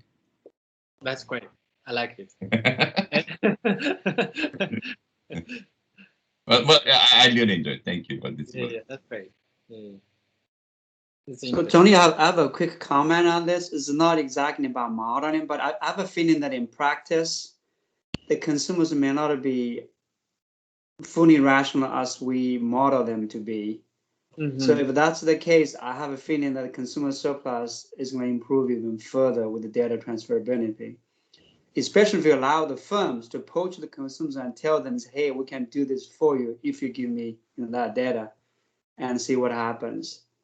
Because I have a feeling that if you think about market consumers, right? So they don't have to enjoy a lot of, you don't have to trick them, give them really a lot of benefit in the first period. All right. But then the second period, by the time they're already there, they're screwed. But then if you allow firms to approach them and give them specific directions, that the data transferability can really help them. But also have a question for you. So I'm not sure exactly how is the data defined. I mean, as a consumer, right, a firm gets the data for the consumer. But if the firm maps this data into something else and then store that something else, is that counted as data as well? Or I mean, where's the sort of a line drawn? So I'm not exactly save the data, but I use the intermediate product that's generated from that data with some other things that I produce myself as a firm. That's exactly the reason why the law itself is a couple hundred pages long. It gives you very comprehensive cases, definitions of they're concerned about very detailed cases. Yeah. To be honest, I do not look exactly into that. How exactly they handle this. Right, thanks. Yay, Anthony! Yay! Next one. Is it none the schedule change? It's according to the schedule. It said that none. The next one. Right. What? Who is the next one? Is it Anthony or Faye or Kinshuk? I'm just looking at the. No. Next is Anthony, I think, right? Yeah, but on the website it said it's a first. No, don't go to the website because we've had so many schedule changes. The website manager is actually very pissed off with us. They're requesting changes every day. So Don't believe what you see in the web, Qihong. Okay. you can believe most of it, but not all of it. Yeah. Yeah, sorry for the interruption there earlier. Sometimes people call me Tony, and when Nandini said, Tony, you're up, I thought, oh, shoot, I'm up. But I'm going to share the screen here.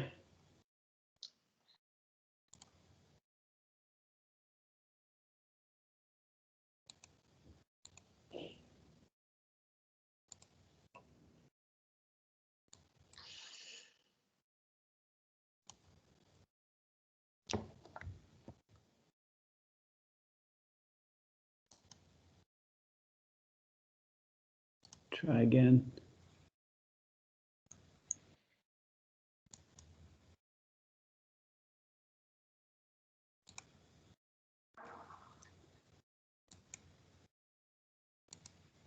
Looks good. Okay, so that's a tough act to follow, but I'll do my best. This is joint work with Qihong Liu, who's joining us as well on the call here. So this is a paper that focuses on viewer attention and the consumption of advertising. So let me motivate a little bit with some context. So if we think about what the goals of advertisers are, right, we can look at this clickbait ad. Here, there's no brand information, and actually you only get the brand information if you click here. And arguably, if you look at this, and it's fairly typical of clickbait, where it's relevant for a very narrow market, but it generates clicks, which could be very valuable for the target website. And in contrast, we have a magazine ad. You can switch the page here, right? You're flipping through a magazine. You may notice this is an ad, and you can choose to spend more or less time, depending on how relevant or interested you are in this, or how relatively interested you are in the article you're reading and don't want the distraction. But in contrast to the clickbait,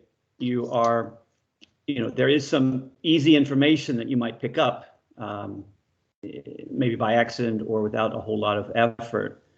And then you could choose to expend some cost to learn more details about what they're offering.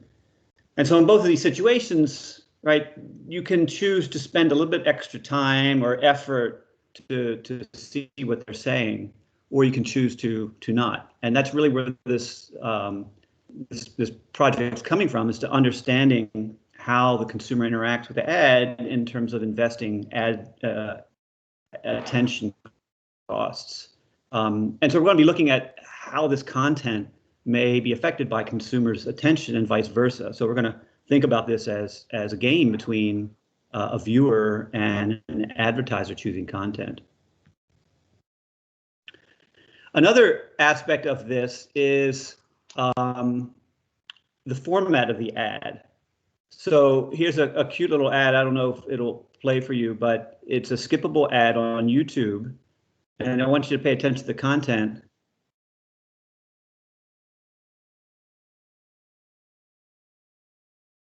Anthony, you'll have to, if you want us to hear it, you'll have to reshare. And when you share it, there's an option to share audio. Okay.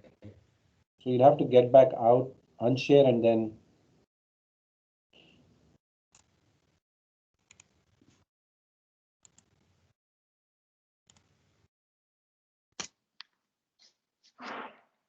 When you share it, it will give you the option of which screen you want to share, and then also there's an audio button that you'll have to turn on.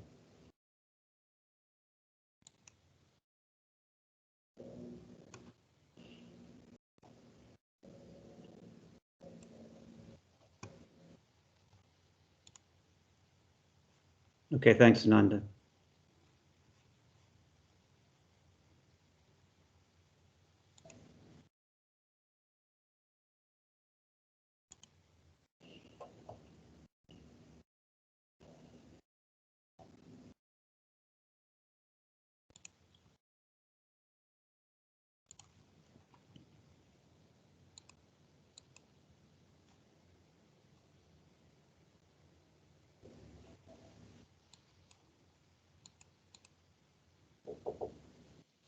Yep.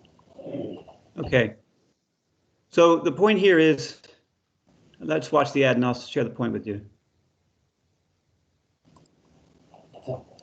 You can skip this ad, but then you'll electrocute this puppy.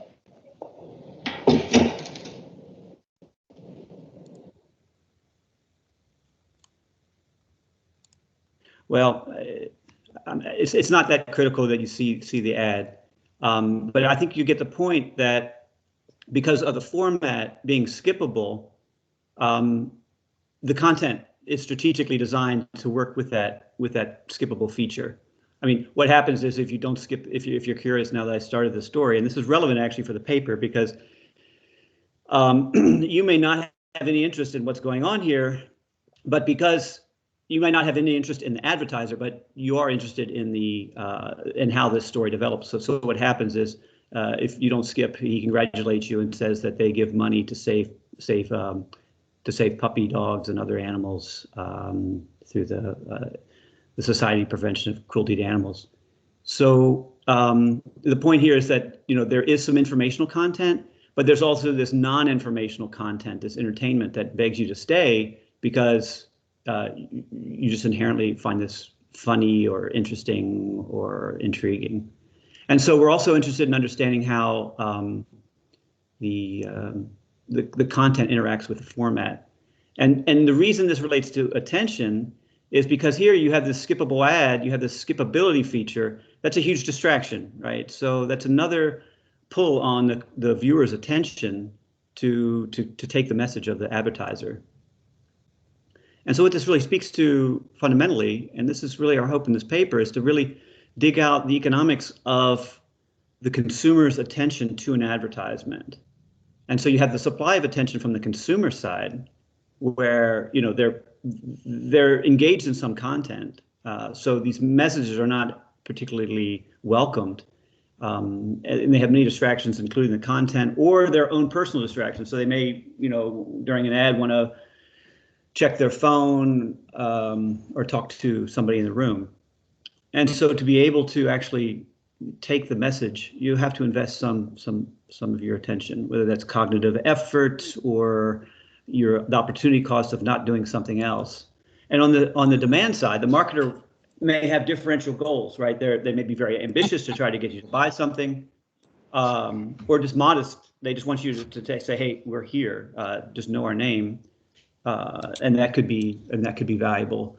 But how do I combat the inattention? Right? That's where I demand attention, and I'm going to combat attention as an advertiser. Maybe that in brand or product information is inherently valuable to you. But as we saw in that skippable ad, there are non-informational cues that may want you to stick around and see how the story ends. Another aspect on the advertiser side is that on digital platforms, the advertiser has the option not to pay if the viewer doesn't watch the whole ad. And so that also affects the incentive for content. And so, there's plenty of examples of this sort of what we call payment attribution, the through play on Facebook's video ads, pop-ups, and of course the skippable ads on YouTube that we saw earlier. I probably will not spend a whole lot of time on this feature, but there's more about it in the paper. But we can then classify the types of ads that we're thinking about across a wide variety of media and formats. And so if I think of the non-skippable format, more the classic television and radio, where you don't have the option of skipping, but you don't have to pay attention to these ads either, and that's important. And then if we think of print media as a form of skippability, it's just not, there's no payment attribution, because the advertiser pays whether you watch that, whether you listen to that, or rather whether you flip the page on the magazine or not. As we talked about. Yes? Just for clarification, you say the television and radio, there's no need for attention? No. That's very important. Right. You don't, it's very important for attention, but you can't skip it. So your alternative is that you can't get to the intended content, but you can flip your phone open and not pay attention. Yeah, that's important. But with skippability, you have this added distraction that you can skip to content. So how is the content of an ad structured to induce consumer attention? And so this is really boiling down to when is ad viewing an equilibrium outcome of the supply of attention and the demand that's a function of the content? And what's the effect of the format on content choices? And so we can ask more managerial questions about what does the different formats look like, or rather, what does the different content look like as a function of the format? And so to motivate this, we're really thinking about, the attention poverty that's so often discussed, particularly with regard to advertising. That seems like it's everywhere. And we haven't really looked at the consumption of advertising, and that's really the objective here. And this has taken on new importance in the fact that we have these new formats for ads that are skippable with payment attribution. So hopefully, at the high level,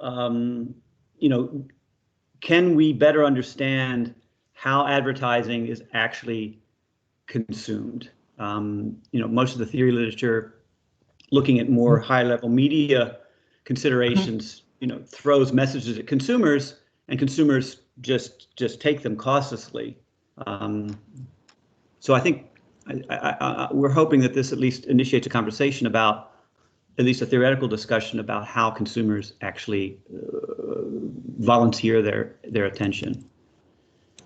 There is plenty of work looking at limited attention, mostly from this issue of information congestion, and a recent paper by Kinshuk and Ren look at attention within the ad. So there it's, okay, I've been given an ad, now there's lots of different information I can pursue, or a series of reviews. How do I, which pieces of the ad or the information do I seek? But what we're more interested in is, right, I have an alternative to the ad, and how do I allocate my attention to the ad versus not to the ad? And in some respects, this also relates to, the ad avoidance literature that picked up in the past 10 years or so with digital video recorders, and even going back further to zapping behavior or channel clicking that my colleague Sudhir had pioneered. Is there a question? Okay, and Qihong and I and Jie Shui have a somewhat related paper, but more looking at from the platform's perspective of skippable ads and how consumers pursue the skippable ad. So let me jump into the model. There's two agents. It's just a consumer and an advertiser.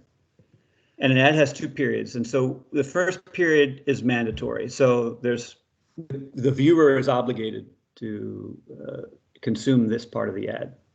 So you can think of, you're turning a magazine, right, it hits you in the face. You have to realize that this is an ad. So when you realize this is an ad, you may have picked up something.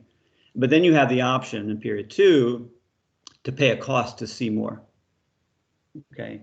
And so this is the this is the attention cost, the concentration needed to receive the content. Now, when it's skippable, you can just skip and jump right to content and not wait for your time. And Anthony, I mean, let me just for clarification. So in the mandatory, so even if the ad is delivered to me, so I'm just thinking when you say that this attention, I was thinking more like a micro foundation, like a 2-3.0 things like communication is moral hazard in teams. So therefore, even if I see it, even if I don't spend my effort, then it's not going to process. So you are not modeling that. I just want to make clear what you are saying, the attention, the role of attention in a sense. So in the mandatory phase, period 1, even if it's delivered to me, like, I don't pay attention, then it's a virtually no ads, same thing. Are you modeling I that? see. No. Yeah, so let me clarify. So we'll think of an ad as having 2 signals, one in each period. In the first signal, you're obligated to receive it. So in that sense, second period, kind of a passive consumer in that sense. Because, yes. So period 1, you're passive. No, I just want to clarify what was that. Yes, but no, that's a good clarification. In passive one, in period 1, you are passive. So you can think of period 1 as like a queue, right? What am I going to do? And I need something to decide whether I'm going to do in the second period.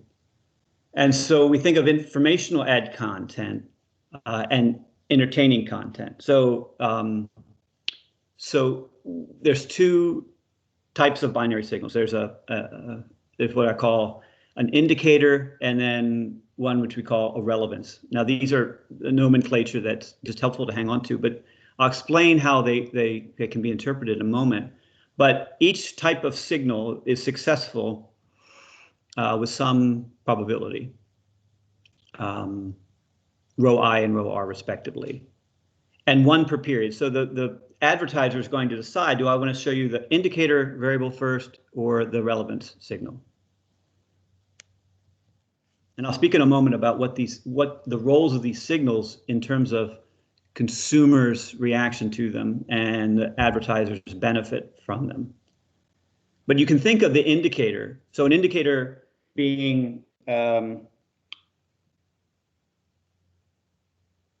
an identifier. I probably should have written this as identifier. So you identify with this product or not with the product, but with a brand. So I like what I see, or I don't like what I see. And then the relevance, whether I'm in the market for this, whatever the advertiser is pushing, I am or I'm not. So I can have a favorable impression of the advertiser, but not be in the market. And so these will relate to the 2 different types of what we'll call conversions that the viewer will have to achieve the advertiser's goals.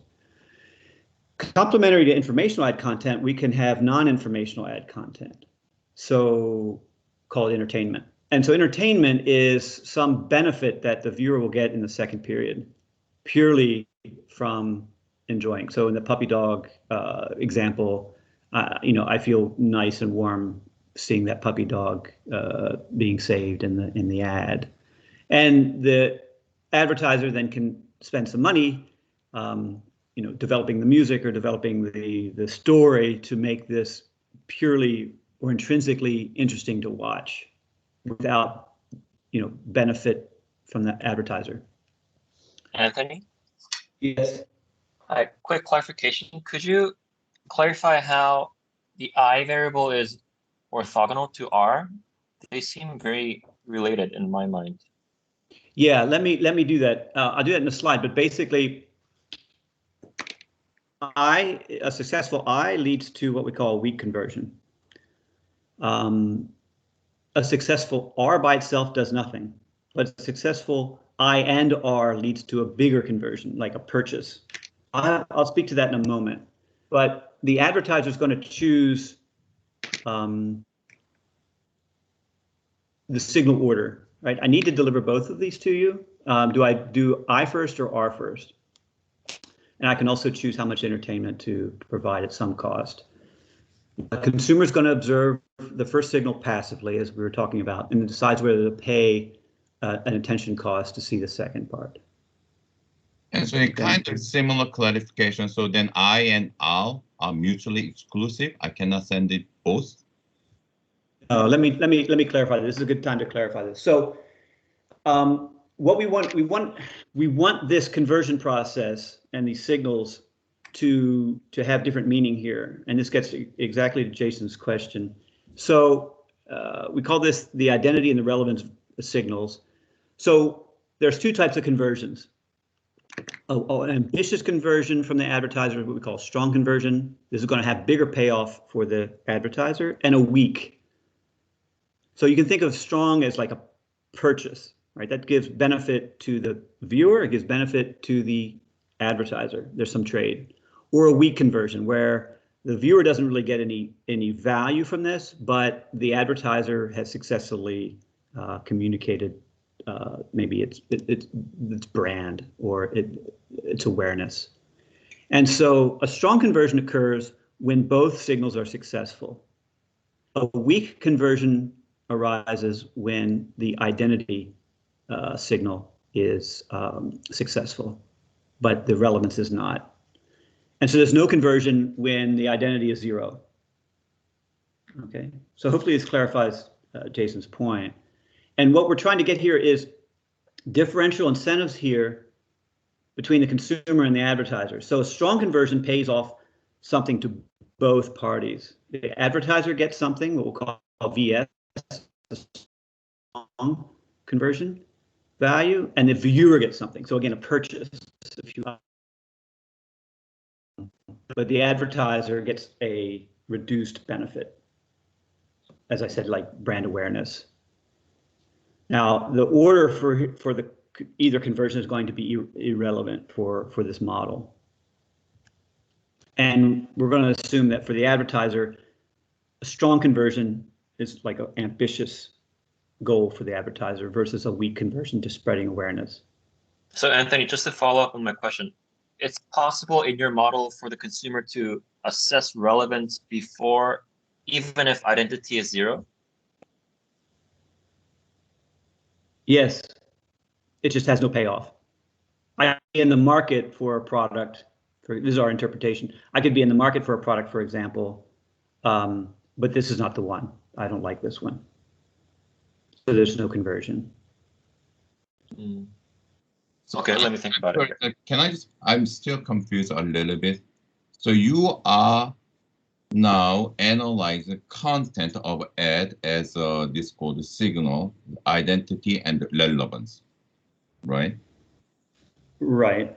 So you said they are mutually exclusive because you said it sended one signal only one period. Yeah, you have two signals, or you have two periods. So one is sent in one period, the other. So identity. So I'm trying to understand what is it really in real world. So what is identity without relevance, and what relevance without identity? So can you just give us a more practical example? Identity is a brand name, or relevance is a something. So that way that was much easier. Yeah, let me put some interpretation on this that might be helpful. So we're thinking of an identity is you identify with this brand. So it's brand X. It gives me a favorable impression. I identify with this well, or I don't.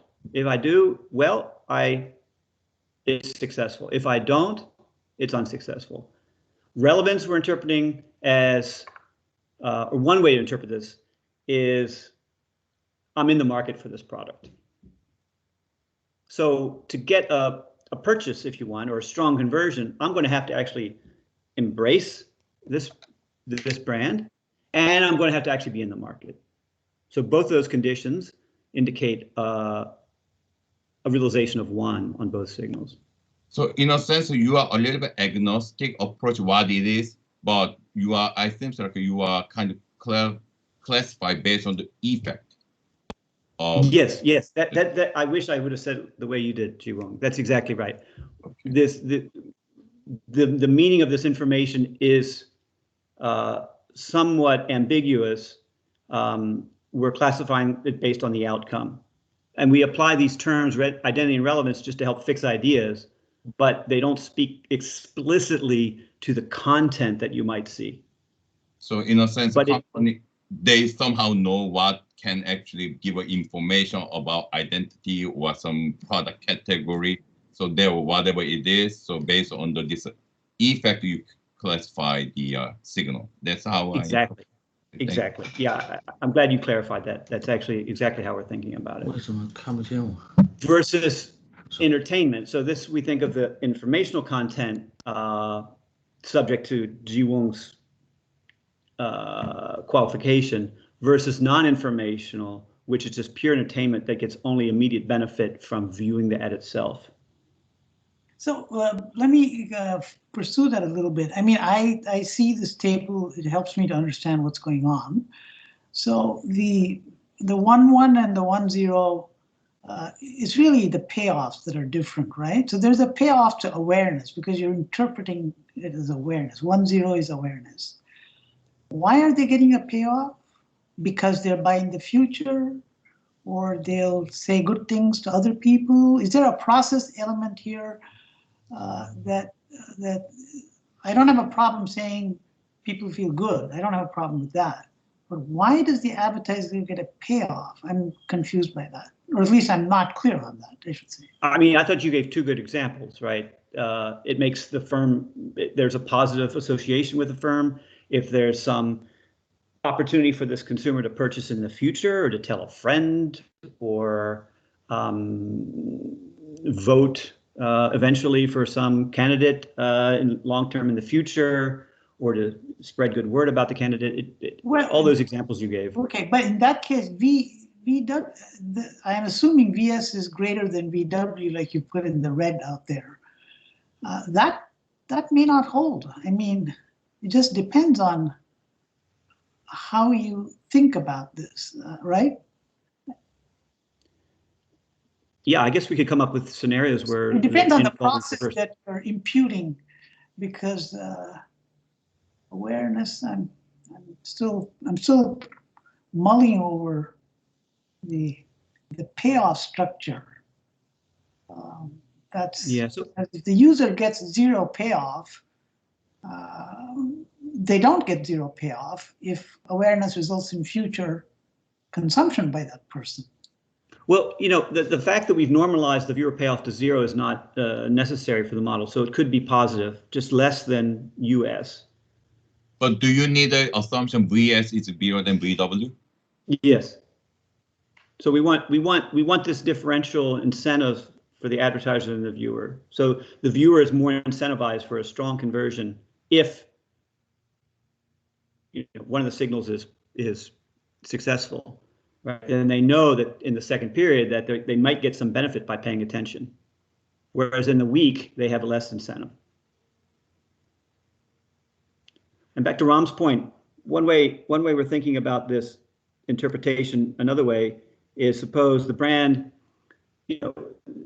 for like social goods, right? It's not they're advertising not just to the people who consume it, but it's the people who don't consume it. I'm thinking like fashion brands of cars and such, right? I don't drive a fancy branded European car, but I know that they are, I know what they represent. So if my neighbor has one, me being aware of it helps the brand and helps the other people in that consumption externality. So that's another way to interpret this. So Anthony, can I add something?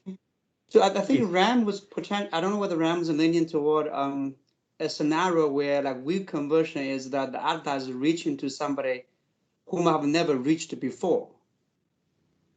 So to a new customer, then the value of the ad reaching this customer, the value can be high.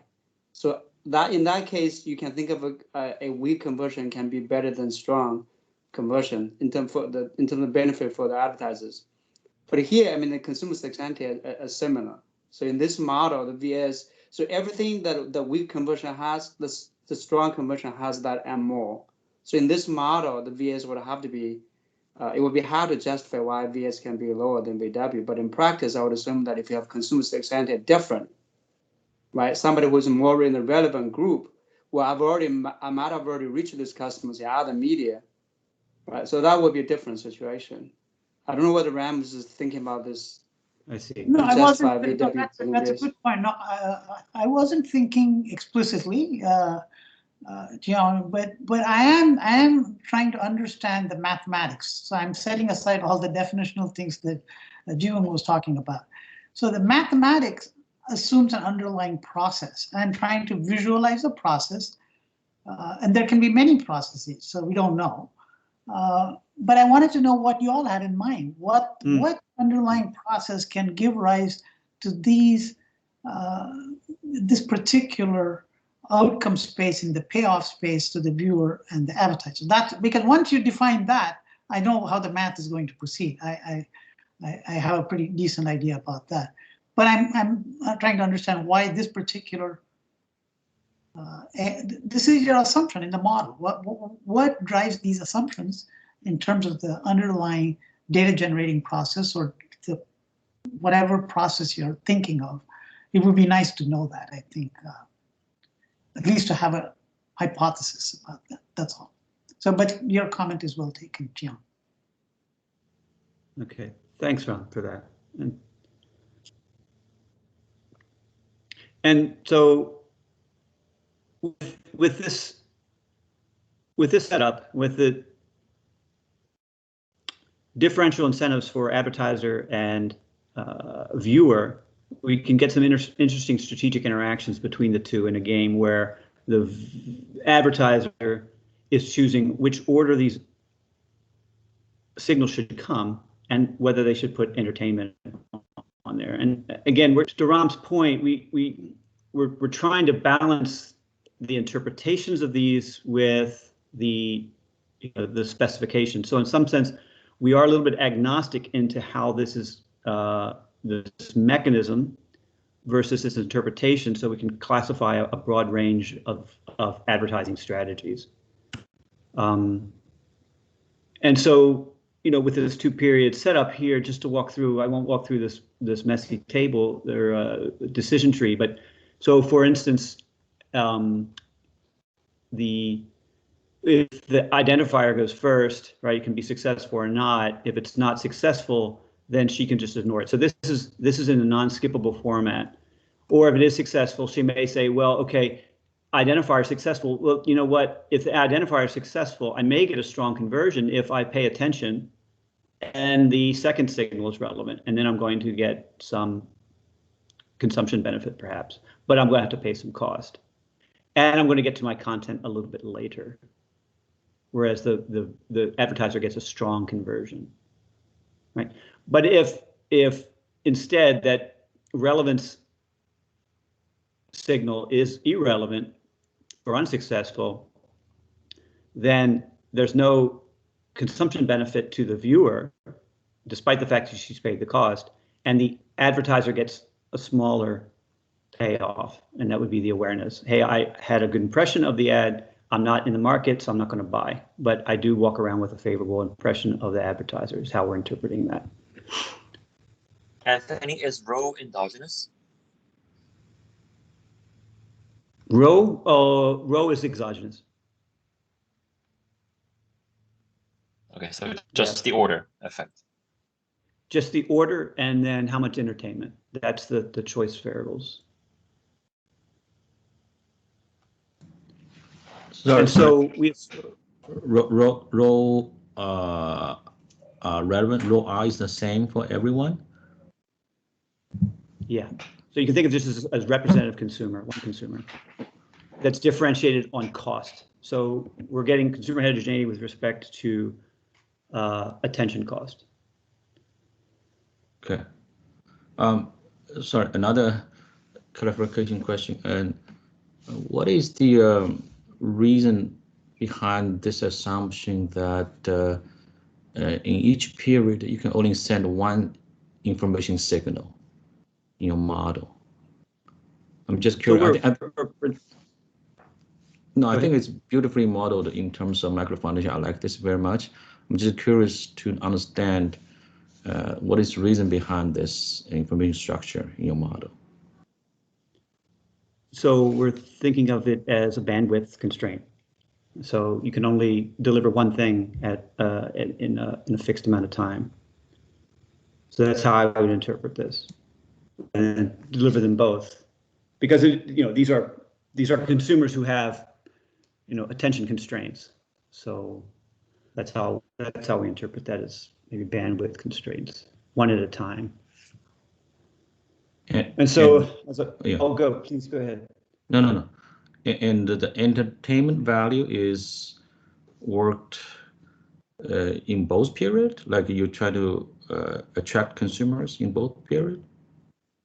Well, we assume there's zero cost in the first period's mandatory. So entertainment really doesn't play a role. It plays a role in the second. So imagine you enter the ad, you get your first signal, and then you learn that there's going to be some entertainment. So you also are informed of what the entertainment's going to be if you pursue the ad. So in that puppy dog thing, right? You see it, you maybe not be entertained until you see the punchline. But I know that there's going to be a punchline, so I want to continue watching. So that's how we interpret E. You learn what the value is going to be for the second period. Okay, very good. Thanks. Mm-hmm. So as I mentioned earlier, so there's this, we capture consumer heterogeneity with respect to the attention cost. So you can map out the viewer's decision outcomes in all these different scenarios, which I'm not going to walk through, but the point here is that in the non-skippable format, for instance, if I is the first signal, right, it could be successful, and then a portion of these consumers will pay attention, right, defined by this threshold, right? And similarly, if R goes first, it could be successful or not. Now there could be an incentive for the viewer to pay attention, even if it's unsuccessful because of entertainment. And so entertainment generally raises the threshold for viewing. Right, and then we can write conversion probabilities in the strong conversion, the weak conversion. And so even in the case where if R is the first signal and the viewer pays attention for the second because of entertainment, right, there could be a weak conversion with some probability.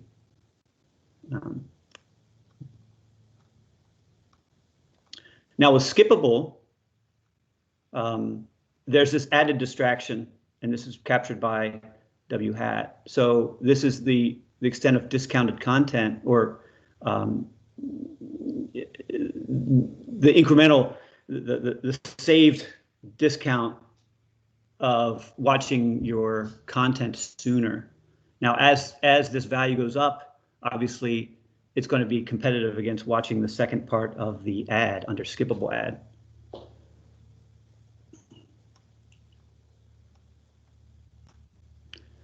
Okay, so let me just briefly in the next. Can I just take 1 minute of your time, Anthony, because I know you have time constraints. So if I'm thinking differently, and correct me, I'm thinking if skipping and ad blocking have they're not identical, they have some similarities, and at least on the payoff side, I think they would, and the cost also, because skippable ads you don't have to pay for if they skip. Is that not correct? Right. So you get this selection, right, on the part of consumers, who wants to skip and who doesn't want to skip. So is there some isomorphism between this and ad blocking? I'll just leave with that thought, and I won't disturb you any longer in your presentation, but I just wanted to know about that. Yeah, that's a good point. And the ad blocking is an all or nothing, right? I'm going to block all ads without any individual information about the ad, right? And so here you're actually getting something. No, it's not entirely true. Now we have technologies where you can allow a third party to determine to show relevant ads and block irrelevant ads. Yeah, sure. I was thinking more than traditional DVRs, but yeah, well, in that sense, the curation of ads, that would be a little bit different. I agree. Here we really want the consumer to have some interaction with the ad before deciding whether to continue paying attention. And back to Jason's point about the exogeneity of the rows. So we can look at an equilibrium here, and I'll walk through a couple equilibrium results, and I'll conclude. So here's probably a success for a relevant on the vertical axis and probably a success for the identifier variable. And so what we do is we freeze out the weak conversion possibility. So no weak conversion. So set VW equal to 0, and you get this clean result that the advertiser wants to lead with the weaker signal. In particular, if row I is large, you lead with R. If row R is larger, you lead with I. We call this a curiosity inducing motive. So essentially what you're doing is you're telling viewers, if you're the small percentage who are potentially interested in this product, you're going to have a large incentive, an informational incentive to pursue the ad, because the second signal is more likely to be successful. And we call that a curiosity inducing motive. So we link back to that clickbait, right? Few people are going to be interested in this ad, but those that are going to be relatively more interested and click there. And similarly, there's no really weak conversion here. There's no brand awareness to be shared. So this is without weak conversion, and with weak conversion, again, we're fixing E. I'll talk about E in a moment. So with a weak conversion, what you tend to favor, and perhaps not surprisingly, you tend to favor leading with I first, because that's what's going to give the advertiser at least some benefit, even if the viewer doesn't pursue the second part of the ad with her attention. And so this is a short attention span motive. And so relating back to the opening ad, as you're flipping the magazine, for instance, you can just continue flipping. But in your process of seeing this page and deciding whether you're going to stick with it or not, you may identify what this is well or not. Now, if you don't like it, if this doesn't mean anything to you, of course you ignore it. So that's the complementary event. Or you may see this and think, okay, I have a good impression of them, but I don't really want to pursue these costly details. And then the advertiser gets some payoff. And then we get into whether the format switch can actually change order. I'm going to skip that because I think we're running out of time. But with respect to non-informational content, endogenous E, generally speaking, if you lead with R, if the advertiser leads with relevance, and that's the signal that the signal that requires both is only useful, is only if it's successful, it requires that the other signal is successful. If you lead with R, the advertiser has more incentive to provide entertainment, because once R is successful, I really need you to pay attention for me to get any benefit from that. And with respect to ad format, the non-skippable format generates more entertainment. And so here it should be pretty straightforward, right? If you have a skippable ad, there's just more distractions.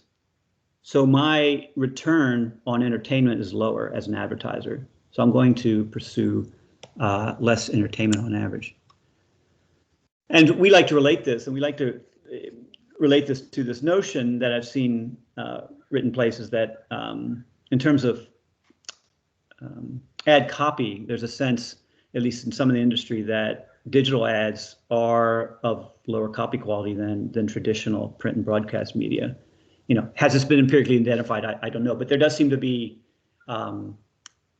some sense that from the industry that there is a reduction in quality for digital ads in terms of copy quality. And so I'll just summarize with this high level thing about advertising goals. So if you have ambitious advertising goal, you really need the ad to be fully viewed. Now, will the viewer be motivated to watch? And if so, it's the curiosity-inducing motive, right? You lead with the signal that is less likely to be successful. Now, if there's not a self-motivated aspect to watch, then the advertiser needs to use entertainment to induce further viewing. And so we think of clickbait exploiting the curiosity motive. New product features. I own an old version. I'm inherently interested. I want to watch and learn what these new product features are. On the entertainment side, right, there may be complex messages or philanthropic messages that the PR that the advertiser wants you to watch that you're not inherently interested in. So I need to boost your attention reward by giving you entertainment so that you do get the message. And so when there's less ambitious goals, when there's actually a positive reward for a weak conversion, full viewing is not necessary. And so I want to lead with that identifier signal. And this is true of skippable ads, where you can get this free brand awareness bit in the first part of the skippable ad and not pay for it. And this is a value proposition that YouTube does with respect to its skippable ads that it sells to advertisers. So just to conclude, ad consumption is not automatic, and especially given the attention poverty that's been well documented, we're hoping that we can contribute to this question about when is an ad consumed by the consumer willingly and voluntarily. So we model attention to an ad and the content as a game, and viewing as an equilibrium outcome of the game. And we try to classify content strategies seen in practice through this model. And so with that, I'll ask you to turn your attention to the discussant, Lynn Lee. I look forward to hearing what she has to say on the paper. So thank you. Thank you, Anthony. Let me share my screen. All right. First of all, I want to greet everyone from Minnesota, and thanks to the organizer for inviting me to discuss Anthony's paper and Qihong's paper. When I was in the PhD program, I had the opportunity to discuss others' paper in Anthony's class. So I was super excited to have this opportunity to discuss his paper. Overall, I really like this paper. I think it discovers this, really looked into this really important phenomena. Consumer attention is probably the most important factor that advertisers want to attract, and that affects the payoff that advertisers get from putting into their big money into advertising. And the paper provides this macro foundation for the consumption of the advertising by saying the consumption or the attention is really the equilibrium outcome between this interaction of advertisers and consumers. And it provides many very cool results that can be actually connected to those practical observations like the clickbaits or brand awareness, like Anthony mentioned during his presentation. He already sort of gave you some examples of the setup in the paper, but I just thought I'd bring up these two very simple examples to give you a kind of, to put in a simple framework where I'm sure everybody watched on YouTube, and one ad comes up. If you don't use the ad blocking software, then you would see in one scenario, you will have, after typically 5 seconds, then you can skip the ads. And on the left-hand side here, sort of that gives you the information about who this advertiser is, right? And then under another scenario, when this ad pops up, again, it shows you sort of the length of the ads, but in this case, it doesn't let you skip the ad. You have to watch until the end of the ad in order to keep watching the original content that you are watching, right? So these, this simple setup gave you like how the paper is trying to answer the following research questions. The first one is, how does an advertiser actually induce viewer attention by structure these different ad content? There are two different types of content in this paper. One is the informational content. That's the identifier signal and the relevance signal. And then there is this non-informational content, which is the entertainment. And then the paper looks into how the ad content, in particular the order of the ad content, actually differ across different types of ad formats, the skippable ad format versus the non-skippable ad format.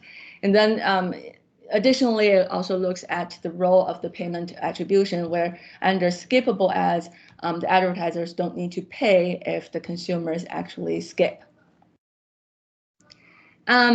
So Anthony already, laid out pretty nicely about the framework, but in marketing we teach our students about 4 Ps or 5 Cs. So I thought in this paper, in terms of the advertising, the setup is like a 4 2s. You have 2 periods, and so for a particular ad, and then for the informational content, we have 2 signals: the identifier signal, which oftentimes lead the viewers or the consumers to identify the advertisers or the brands.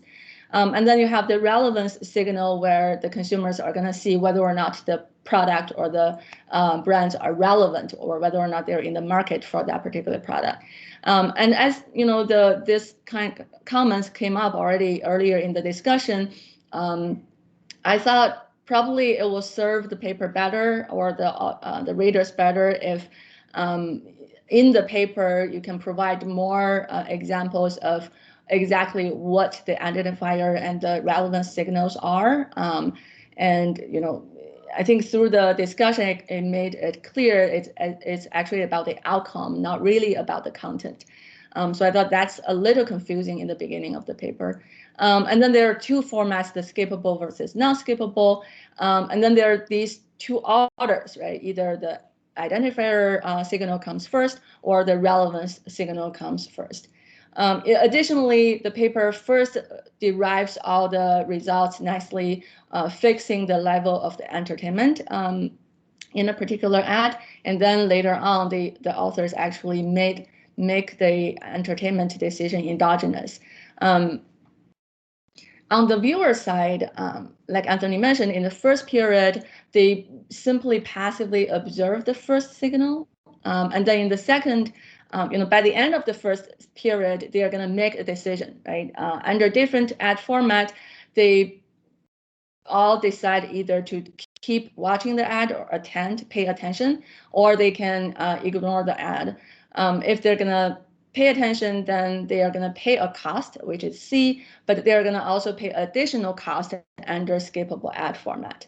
And then consumers derive utility from watching the ad in addition to the utility of watching the original content, right? And then they have this utility from the entertainment part, and then they only derive a positive utility US if both signals are positive, being equal to 1, right?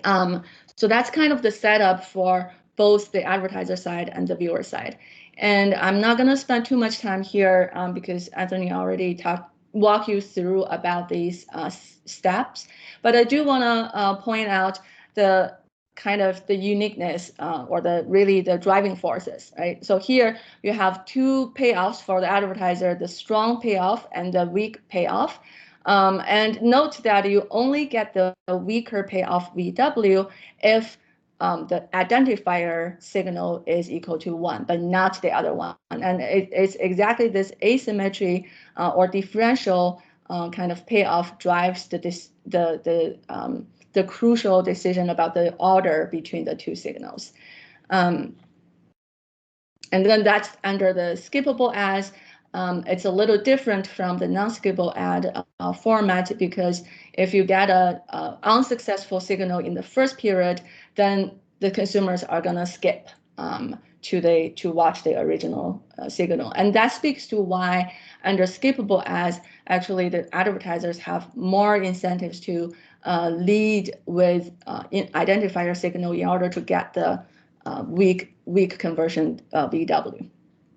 So I'm going to briefly speak to a few interesting results that I found. In the paper, there are many other results, but I felt these are really interesting and stand out in the paper. The first one is about the curiosity inducing motive. Why this happens, it's the most salient one. There's no weak conversion. Right? So if there's only strong conversion under this scenario, then the viewer's interest and the advertiser's interest, they are actually aligned with each other. And that's why the advertisers have that motivation or incentives to lead with the weaker signal in hope that the consumers or the viewers are going to maximize their expected payoff by paying attention to the second part of the ad.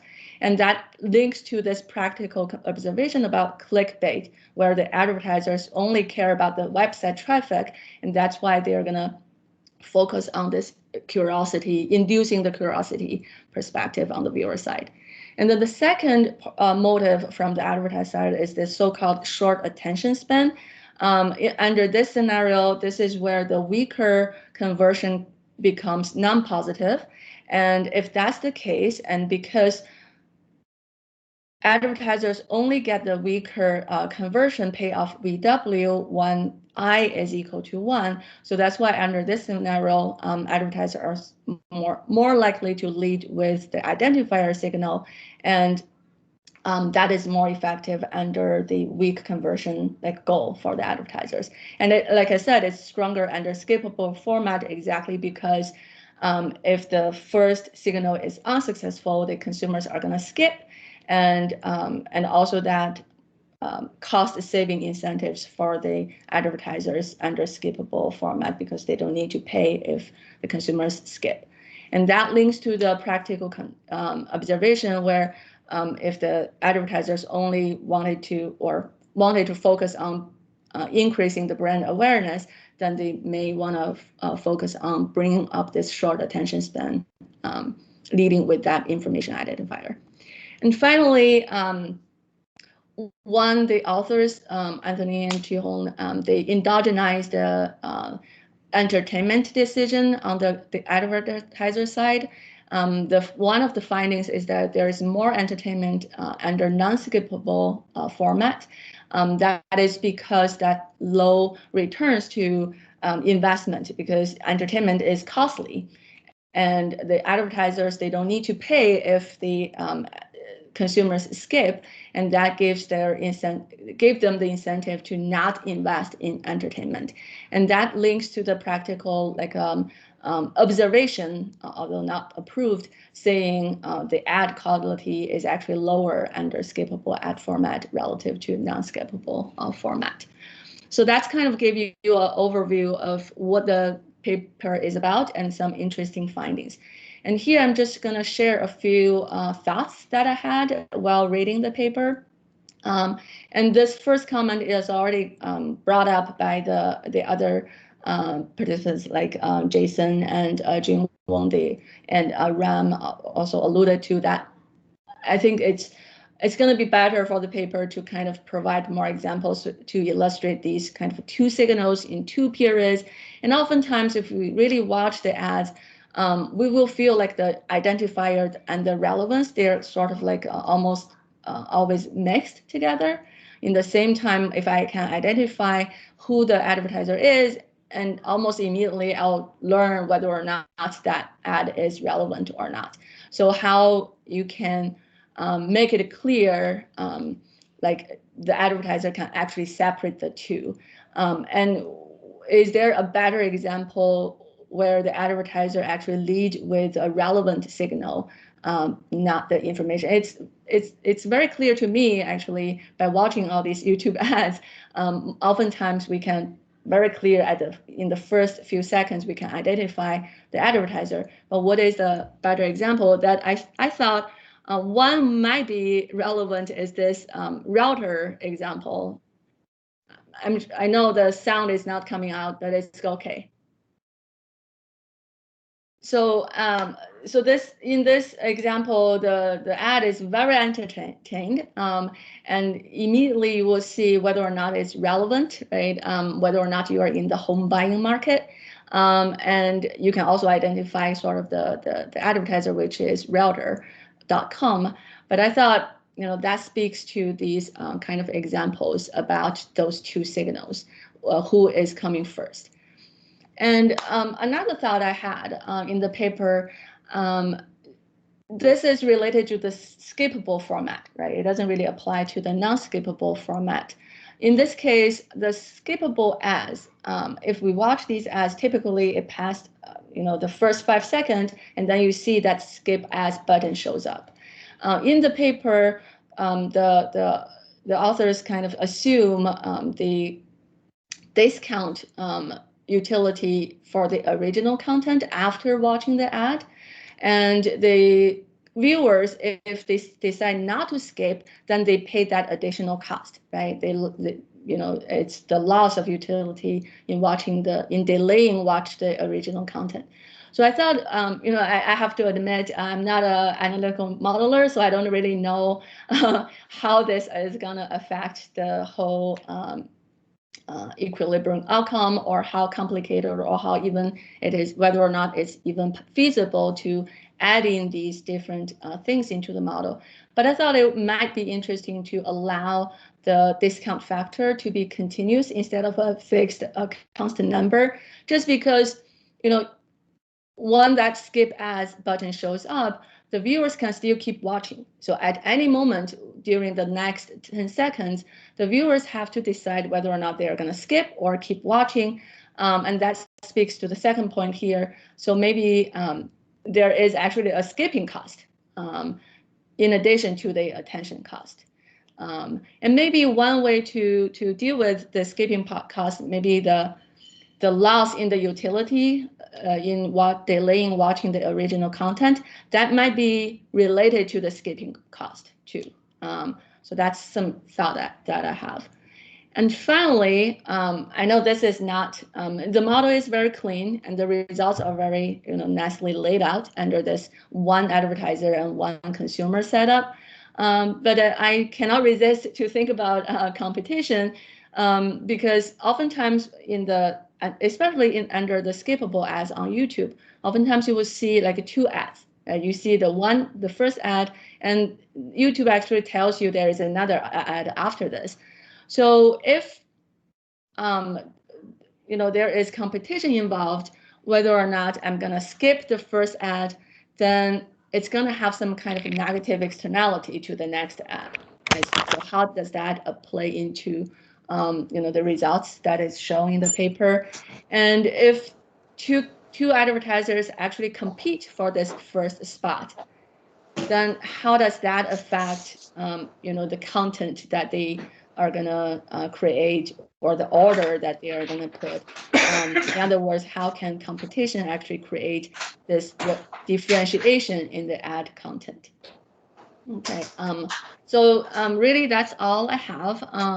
And like I said, overall, I like this paper a lot, and it focused on one of the most important fundamental problems in advertising, which is the consumption of advertising and viewers' attention, and how advertisers can actually induce that attention through that interaction or strategic interaction between ad content and ad format. So I really like the paper, and I hope these comments are useful to the authors. And thank you.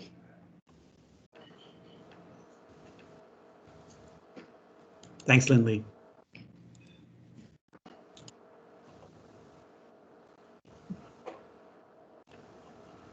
So, hi, shall we start?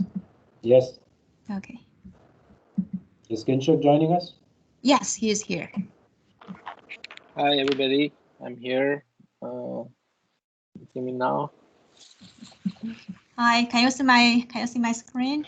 Yeah, now we believe you, Kinshuk. Hey, Rob. Okay. Hi, everyone.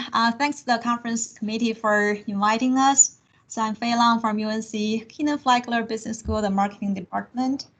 Today I'm going to share a recent work, Motivating Bold Actions. It's a joint work with Kinshuk from Columbia Business School, and he's also here.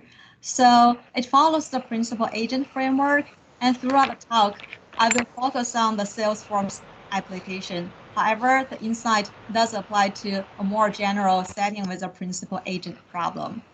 Okay, so let me give you an example of what do I mean by bold action. Okay, so here we can think about it as a salesperson trying to reach out to customers to reach a sales target. Okay, so here I have two options. One way is the salesperson can follow up with current customers for buying at a stable purchase pattern. So here there's less uncertainty because you already know like how the customer tend to purchase over time. It also takes less effort because the customer already know the product. You do not have to explain everything in detail. And comparing to that, reaching out to new customers is considering a bold action or a risky strategy because here the demand has more uncertainty. In particular, there's a higher polarization in sales. So what do I mean by that? First is the upside potential is higher. So new customer may turns out to be a very, very good customer who buys a large volume. However, the downside risk is also higher. What if the customer turns out to not buying anything or maybe just buying in a small amount? So this is what we mean by a bold action. Compared to a safe action, it leads to a higher uncertainty in sales. And in particularly, it leads to a higher polarization in sales. So the upside potential is higher, but the downside risk is also higher. It also takes more effort from the agent. And here's another example of that. Okay, considering aggressive persuasion technique versus milder persuasion technique. So here, aggressive persuasion technique is considered to be a bold action because it has more chance to lead to a bigger sales. However, it may also backfire and annoy the customer and may turn out to be no sales at all or just a small sales. Okay, so throughout the talk, we will be focusing on the scenario where the bold action leads to a higher expected sales. In other words, without thinking about any compensation cost, the firm will prefer the agent to take the bold action. So our model is general enough to accommodate the opposite scenario. However, that will be the more interesting case we will be focusing on. All right, so now we're seeing, okay, salesperson can choose between taking a bold action or a safe action in generating sales. What happens in practice is the salesperson is usually employed and evaluated under a multi-period contract. So for example, consider if the sales cycle is 3 months, maybe the salesperson is employed and compensated every half a year or every year. And in this case, the salesperson is compensated based on a long-term contract, and the sales can choose which action to take, bold action or safe action in each period. And in this scenario, a dynamic gaming problem arises. What do I mean by dynamic gaming is over time, I think there's somebody's raised, I think they have a question. Yiting? Okay. Yiting, you have a question? I guess not. Let's move on. Okay, sure. So, and what do I mean by dynamic gaming is the agent can choose over time what action to take, whether to take the bold action or safe action based on the past performance and the future possible reward. So that is what do I mean by gaming.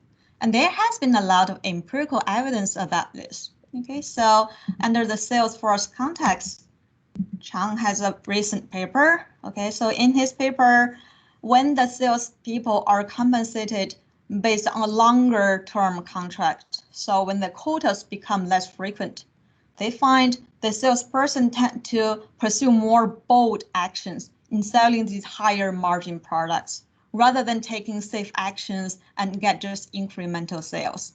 So here, selling the higher margin products is considered to be a bold action because if you manage to sell something, the sales will be great. However, it is also more difficult to sell, also take more effort from the agent. Under other setting, Adler and Mansell has an experimental paper. So here they find that when the subjects are close to the end of their evaluation window, they tend to take less bold action. So they explore less and they take more safer actions by following more tips from previous managers. So if they follow tips, they already know what will happen. That is considered to be a safer action. Okay, in finance, there are also a lot of evidence showing that fund managers who who are usually evaluated at the end of the year based on their performance. By the end of the year, they tend to rebalance that portfolio between those more risky assets, bold assets with more returns, or the safe assets with lower expected returns. Okay, so despite the plenty of evidence we observe in practice about how agents can dynamic game the contract by switching between the bold and safe actions, there has not been a consensus about what is the optimal structure to incentivize bold actions over the long term. Okay, so if you look at empirical literature or if you look at industry practice, in general, there are two types of contracts that are adopted to motivate bold action over the longer term. The first type, that is long-term contracts with delayed reward. So think about such contracts. It makes the compensation window longer, so it's a longer-term contract. It focuses bonus at the end of the compensation period. If the agent performs well, if the cumulative performance is well enough, the agent will get a big bonus. Okay, so this is a long-term contract with delayed reward that has been shown to perform well in motivating bold actions under the Salesforce context, that is Chang's paper. Also in the research setting, that has been shown to lead to more bold actions from researchers, which is related to heavily cited patents. Okay, so more innovative work. The second type of contract that we observe in practice, which is also shown to be effective to motivate bold actions, are the contracts that tolerate or even reward early failures. Okay, so here I have a company, it's a New York advertising company. It issues a heroic failure reward to the employees. Okay, so such a contract, you can think about this contract, it does not penalize agent for failure. It may even reward the agent for failure. So such a contract has been shown to lead to more radical research work, more aggressive decisions, more bold actions from the top level managers, more creativity from employees. And under the Salesforce setting, it also lead to longer term success from salespeople. So Forbes has a recent article explicitly saying that firms should support and tolerate reasonable level of failure from salespeople and support those who act on bold visions. Okay, so here we have, I'm sorry, I think, am I frozen? Okay, now good. Okay, so here that leads to the research questions. We have seen that salespeople tend to dynamic long-term contract by switching between bold and safe actions. And we have seen that there are different kinds of contract structures observed in practice to incentivize bold action. And that leads to the research question. Okay, so we want to provide a systematic framework, a theory framework to understand this problem more comprehensively. So first, what is the optimal compensation plan for the firm in this scenario? In particular, what is the optimal reward levels for different paths of demand realizations? So here we have two things. What is the reward levels and what is the reward level corresponding to different demand paths? So we have a dynamic problem here. Another thing is, can the reward sequence include failure? So in other words, the optimal contracts we generate, does that align with the optimal contracts we observe in practice, those contracts that reward failure? And if so, when it is optimal to use which type of reward? Okay, so knowing this will help us having a more systematic answer to that question. Which kind of reward should I use and when to use which reward? Finally, if you look at action profile from agents, so if the contract is optimally designed, what kind of action profile are we expected to observe? And studying this question is helpful because then we can tell whether the contract is optimal or suboptimal based on agents' behavior, based on agents' responses. Okay, so that is 4 research questions. And before I dive into more details, let me give you an overview of the results. Okay, so first, in terms of the optimal. I think there's a question, right? Somebody is asking a question. I don't know what the policy is, but. Yes, can I ask a quick question? Some companies are already compensating their sales force based on CLVs, customer lifetime values, which already has kind of dynamic component to it. Microsoft is already doing it with their cloud service. So if you kind of do that, doesn't that kind of automatically capture this encourage bold actions because of that customer lifetime value for new customers would be potentially higher. Obviously, there's uncertainty. Mm-hmm. Yes, good question. Is that Kim who was asking? Yes. Yeah. Okay. Yes. Okay. Thanks for the question, Kim. Yeah. So it's definitely related. I would say the similar things here. It's a compensation based on the value over the long term. So when you use the CLV, it is a particular metrics over the long term. And what we are having here, it's a more general framework. So we allow the final compensation to depend on the outcome to be fully flexibility. So you can consider CLV as a total cumulative sales generated from the one person over the lifetime. So that is sort of accommodated or in the model. We allow that to be fully flexible. So we develop a reward that could depend on the customer purchase during this long-term window in any way. So in other words, our model is more general than just the CLV value. Yeah, that answer your question? Yeah, thank you. Yeah. Okay. Good. So let me dive a little more in details of what are the three optimal contracts. Okay, so the account balance contract, you might have heard about this term from the classical Holmstrom paper. So such a contract simply count how many times the agent have achieved good results and compensate the agent based on that cumulative number of success. So in other words, it ignores failure. It simply counts how many success the agent has got. The extreme contract, that corresponds to the reward we observe in practice, the long-term contract with delayed reward. So such a contract, it gives the agent a very good reward only if the agent's cumulative performance is very good. So there's a large reward, but the quota level is also high. So otherwise, in other words, it penalizes failure. If the agent fails any of the period, then the cumulative performance will not be that good. Then there's no reward. So it penalizes failure. The third contract, the early polarization contract, that corresponds to the contract in practice we observe that tolerates or even rewards early failure. So under such a contract, if the agent had a very, very bad time in the beginning, if there was a failure in the beginning, the agent may still be rewarded later. However, if the early performance is only mediocre, it's something in the middle, it's not very good, it's not very bad, then there's no reward. In other words, the early polarization contract rewards early failure. Okay, so that is the optimal contract structure, the first question. And then why we're getting this type of results? Okay, so if we step back, think about the more simple case, the static scenario where it's only a one period contract.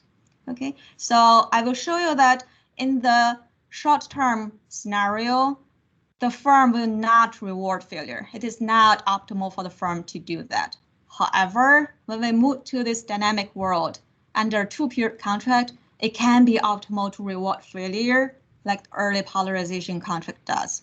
And that is because essentially the firm can properly design the contract to induce later actions depend on the earlier outcomes. So in other words, the firm may want to encourage dynamic gaming. And by doing that, the firm can provide more efficient incentives. So if the contract is properly designed, the firm can take advantage of the dependence between the two periods to provide more efficient effectives. And I will be more specific about that later. But in particularly, okay, so if you think about why reward can be, what failure can be rewarded, what I will show you is, okay, the reward on early failure, which is high enough to induce bold action when the demand outcome is more uncertain.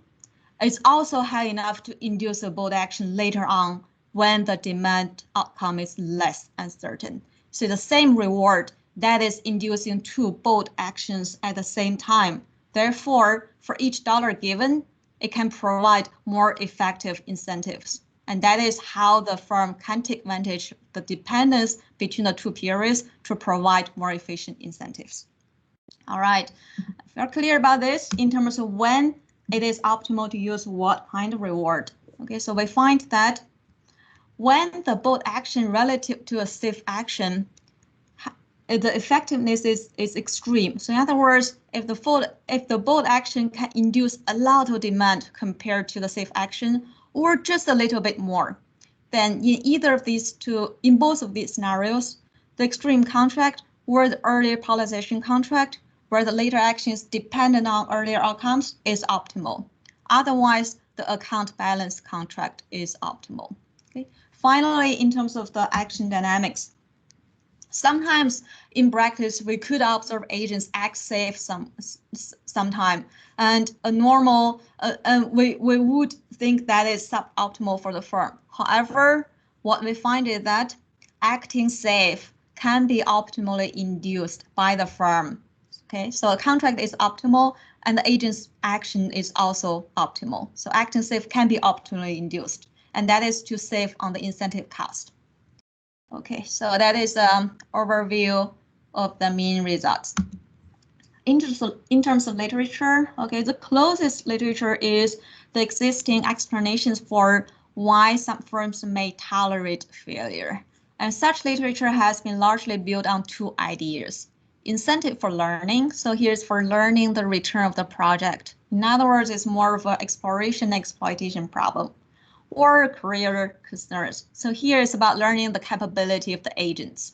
Okay, so in our work, neither of these mechanisms are at play, and we generate the optimality of tolerating failure simply from dynamic gaming.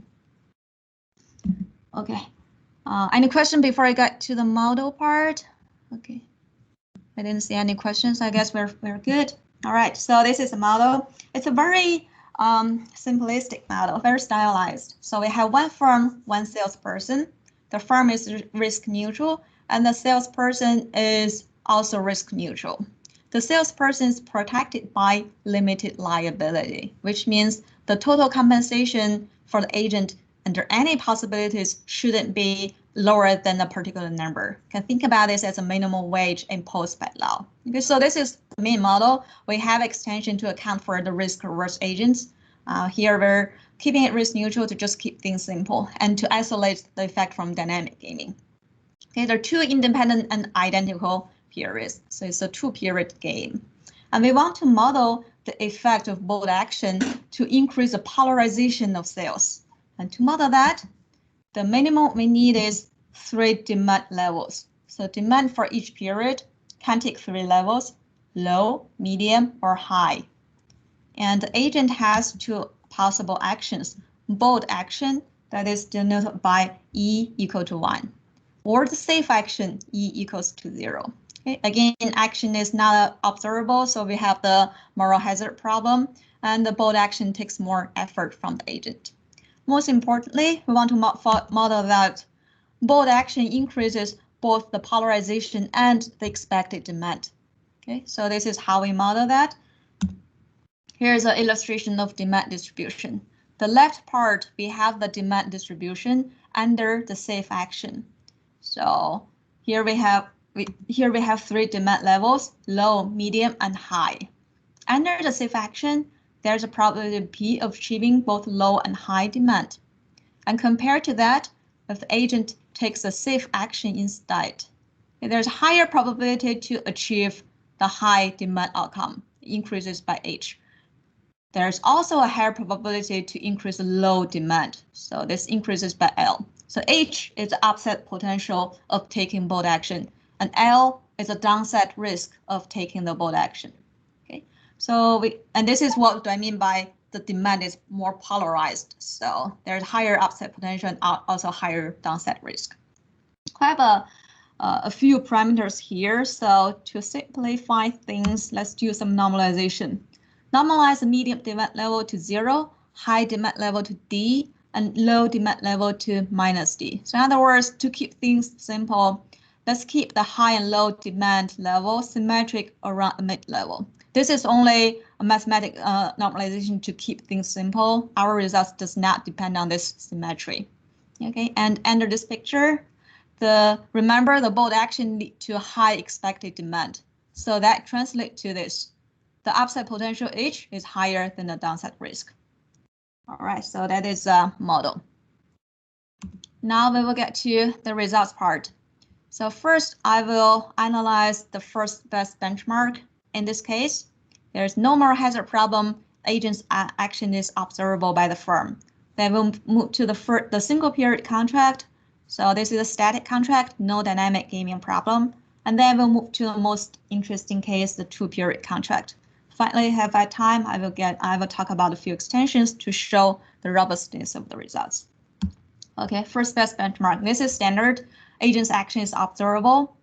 And what the firm the firm will simply instruct agent. So firm tells agent to take the bold action if and only if the incremental demand from taking the bold action is higher than the cost of effort.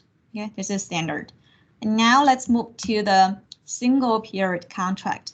Here's a timeline. Okay, so 2 periods are independent and identical. That means if you're talking about the single period contract, the 2 period contract will be the same. So let's take the first period as example.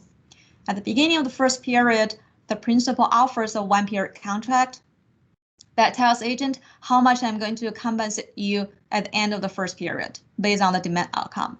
If accepted, the agent chooses which action to take. At the end of the first period, demand is realized and observed by both parties, agent gets paid. Okay, and we can solve the game. I'm going to, okay, it's a standard static moral hazard game. The firm's decision variable is the base salary and the bonus payment corresponding to the 3 possible demand outcomes, D, 0, minus D. Okay, problem formulation, the firm's objective is to maximize the total demand net of the compensation cost, subject to agents' participation constraints, incentive constraints, and limited liability constraints. So how we model that is, in any of the 3 possibilities, the total payment to the agent shouldn't be lower than the level, which is normalized to 0. Okay, so this is what we find. Here's the optimal contract to induce a bold action under a single period contract. So let me walk you through the contract from this graph. So here we have a round node 1 here. That denotes the action being induced under this contract. If it's 1, then it induces a bold action. If it is 0, then it induces a safe action. So here we're talking about contract that induces a bold action. And there are 3 demand possibilities. For each demand outcome, there is a bonus level specified in the contract.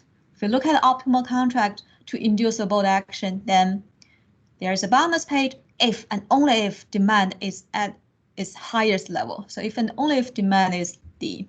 Okay. So remember, the intuition is as follows. So the bold action considered to the safe action that has both a higher upside potential and a higher downside risk. However, the upside potential is even higher than the downside risk. That means having the highest demand outcome is most indicative, most diagnostic of the agents taking a bold action. That is why a bonus is paid only here. Okay, so this can be directly obtained from the principle, from the informative principle.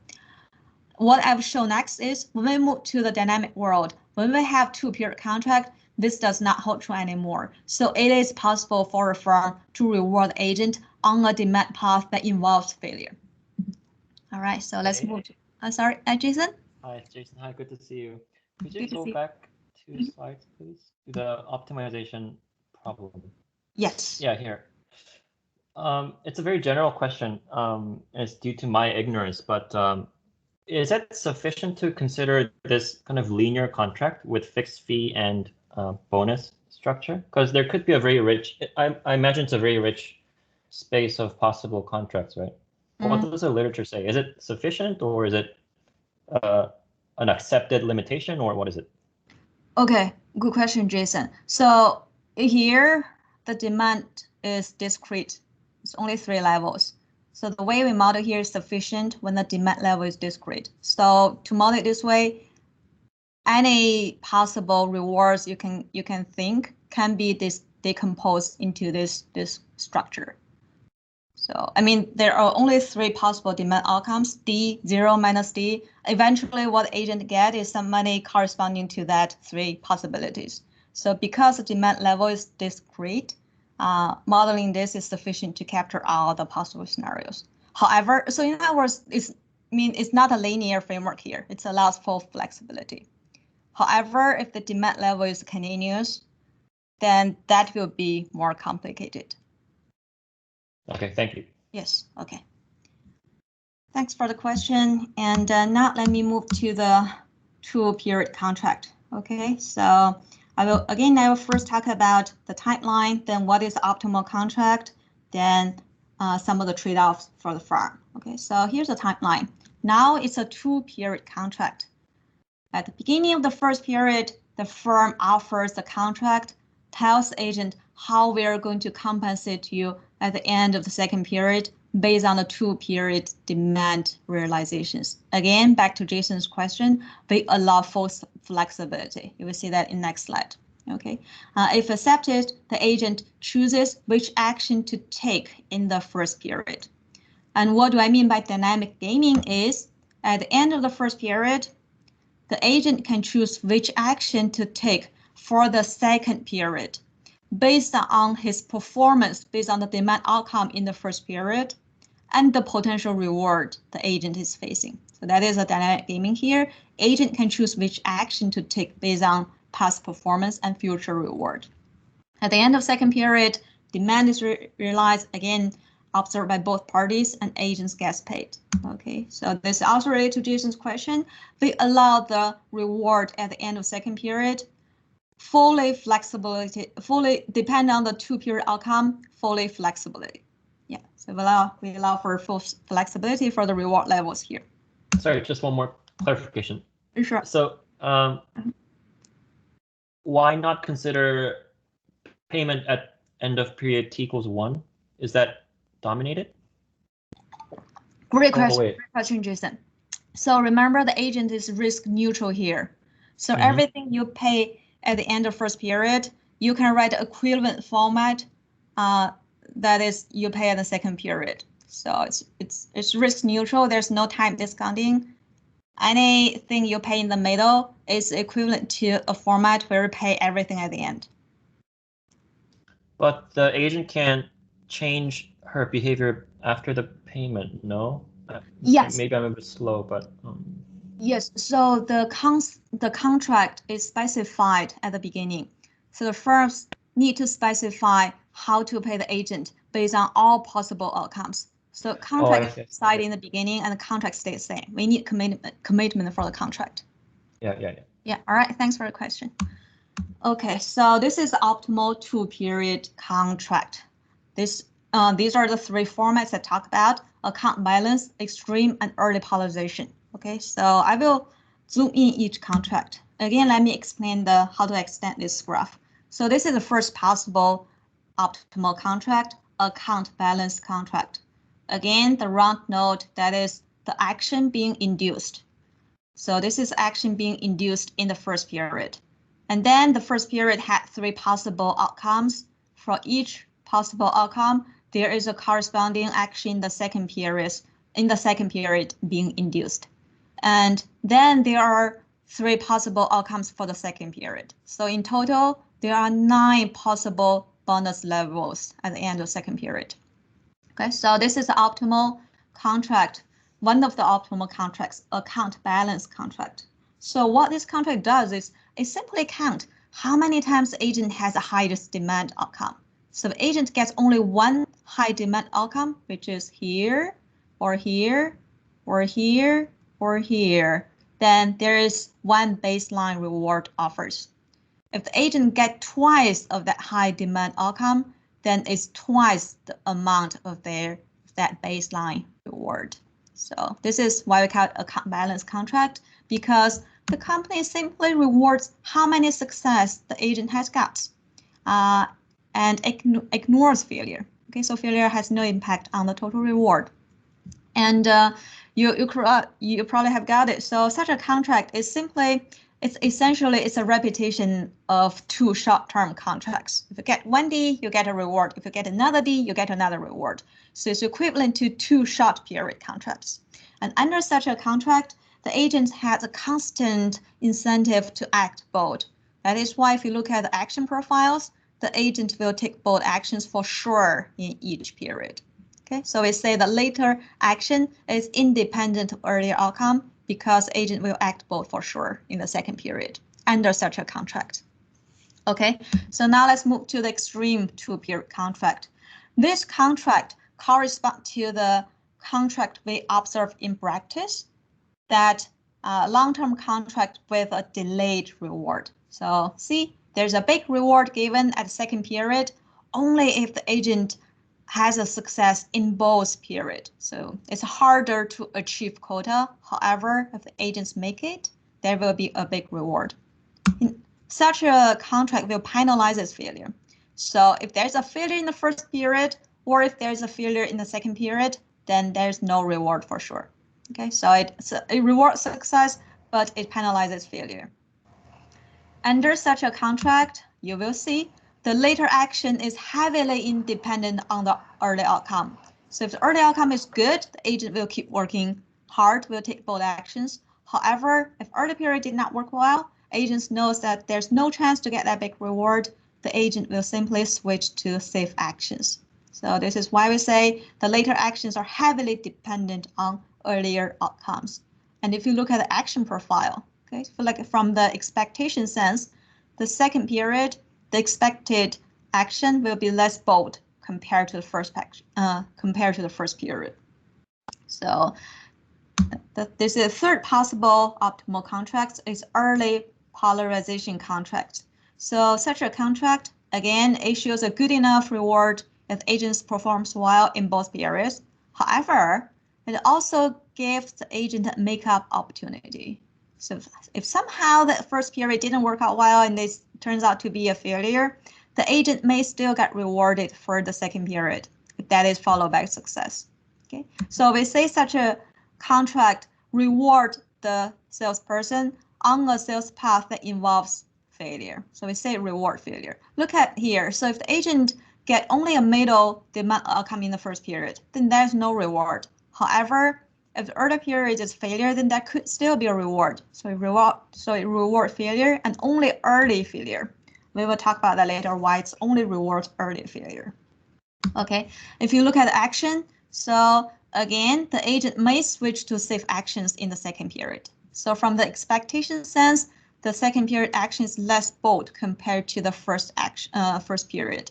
However, compared to extreme contract, okay, there's less possibility that the agent will switch to safe actions later. So this is why we say the later actions only depend on the early outcomes moderately. It's in between the extreme contract and the account balance contract. Okay, the final, the second last question. Which contract is optimal at when? So this is a snapshot of results. I will get back to this picture in a second, but so depending on the parameter space, one of the three contracts can be optimal. And let me talk through the trade-offs for the firm in selecting the different contracts. Okay, we can write the firm's profits in this way.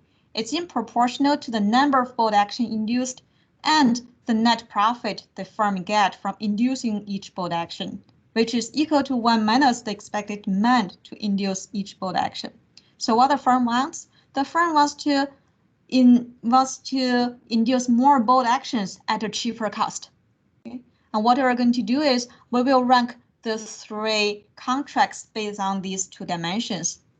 Okay, so for the expected bonus to induce each bold actions, turns out that the account balance contract, which induce independent later actions based on earlier outcomes, pays more than the other two contracts.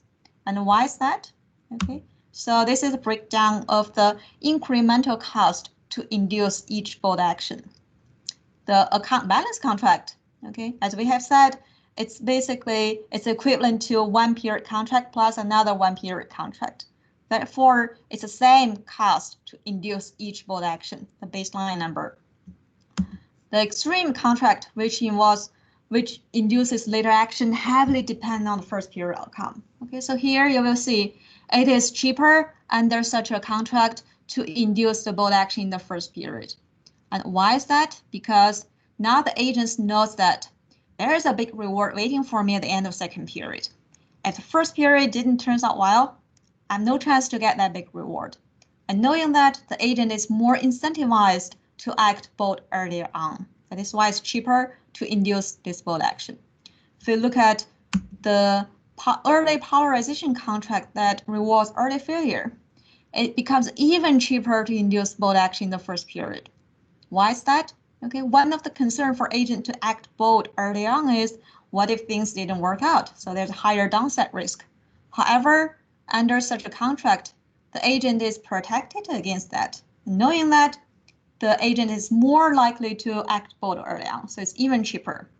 So essentially what happens is the firm can deliberately induce later actions depending on early outcomes to make it cheaper to induce the early bold actions. So it's about how the firm takes advantage of that dependence.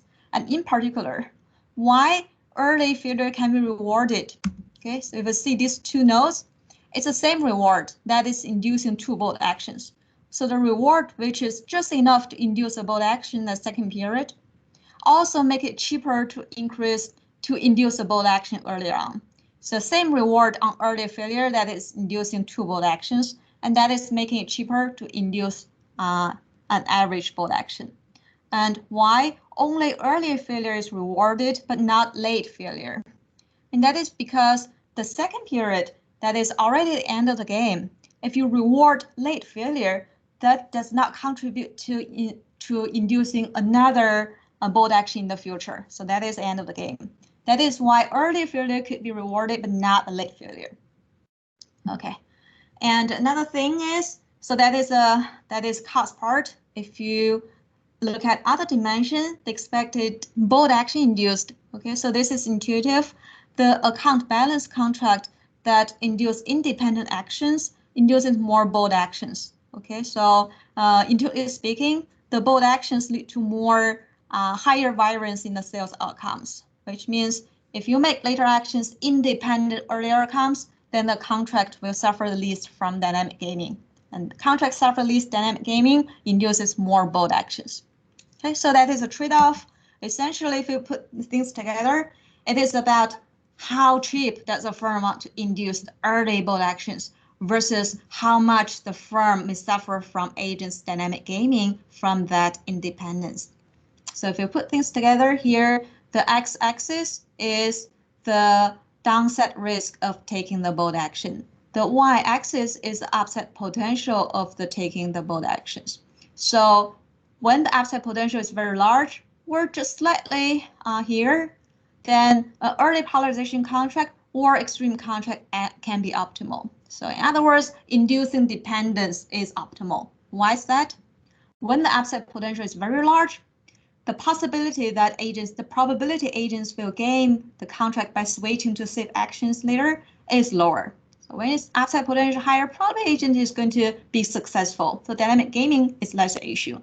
When the upside potential is just a little bit above the downside risk, then even if the agent gains the contract, there's not much consequence from that. Okay, so demand losses is small. And that is why in both of here, we have the firm use either the early polarization contract or extreme contract to take advantage of the dependence. In the middle range, it's an account balance contract, which induce independent actions is optimal.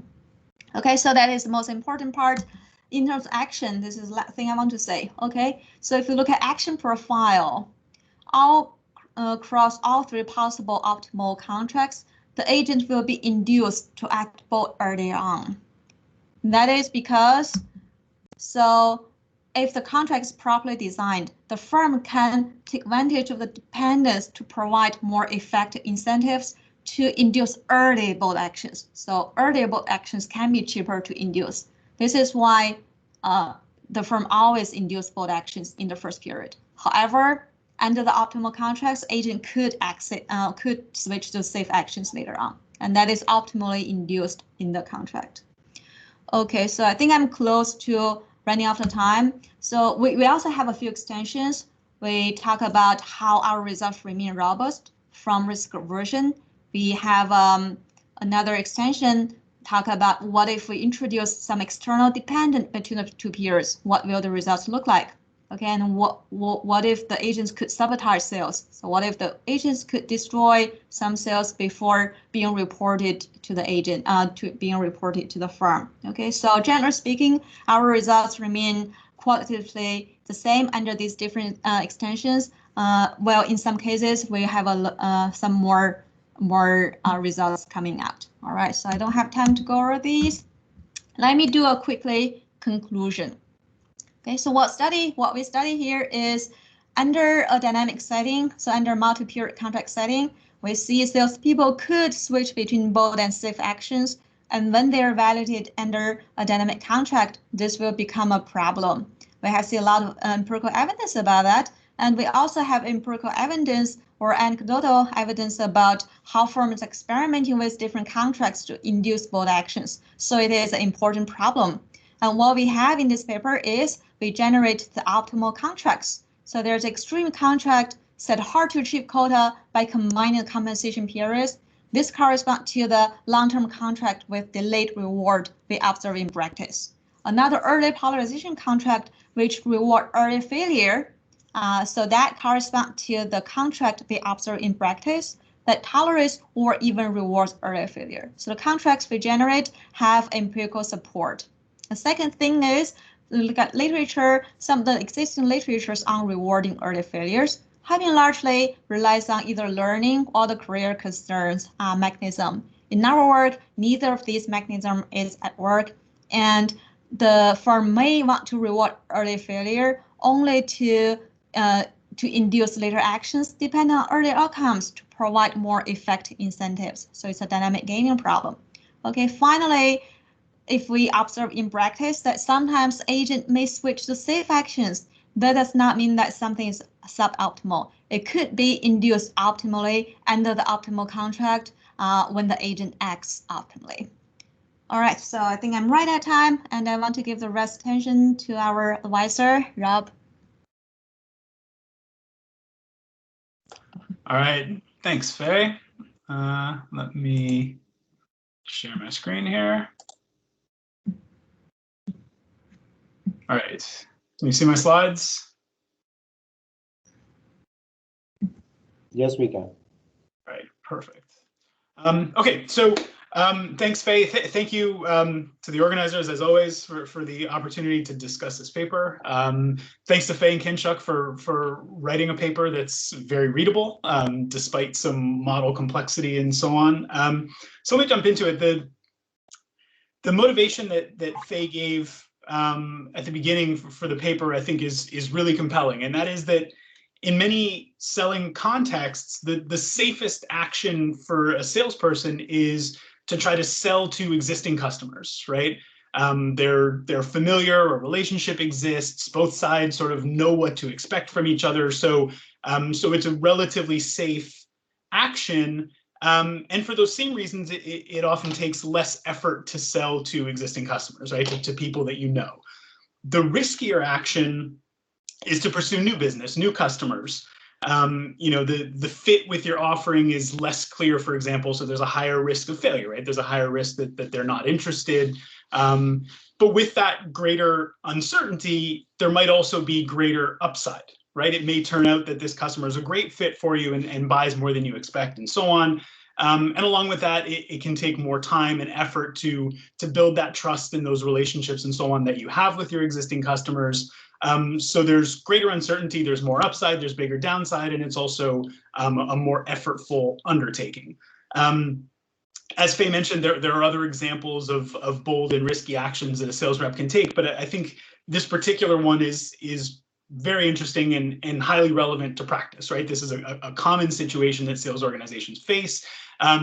Faye and Kinshuk are particularly interested in the case where the upside of the bold action outweighs the downside. So what they're really trying to identify is how the firm can most efficiently motivate the salesperson to take that bold action, whatever it may be, right?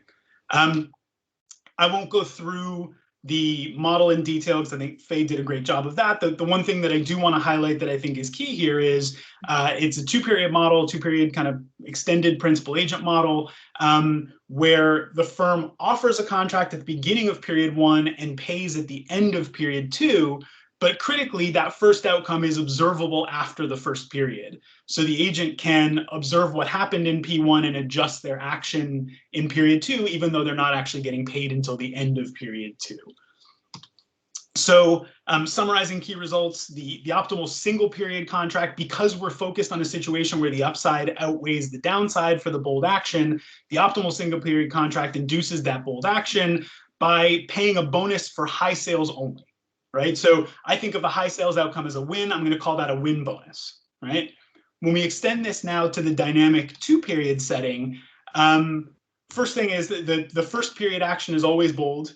But the optimal 2-period contract can be any one of these 3 outcomes that are listed here.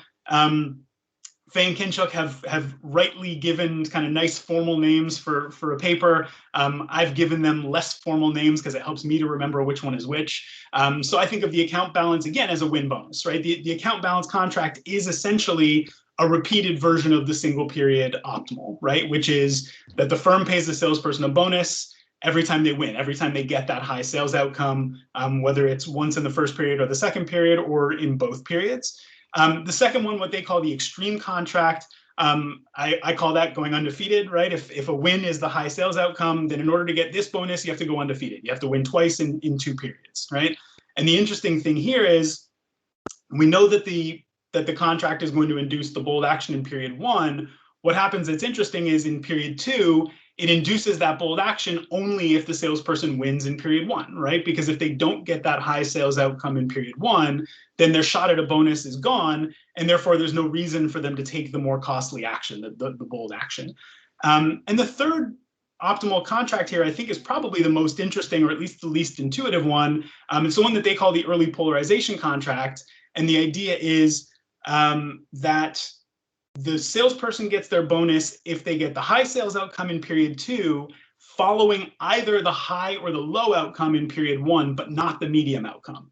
And that's the thing that's sort of counterintuitive there, right? Is that the salesperson can get a bonus for having a worse outcome, right? They could go low and then high and get paid, whereas if they go medium and then high, they don't get paid. I call this one the guts to glory contract, because what it's doing is it's rewarding guts in period 1 and success in period 2. Right, you're most likely to get paid if you take the bold action in period 1 and if you win in period 2.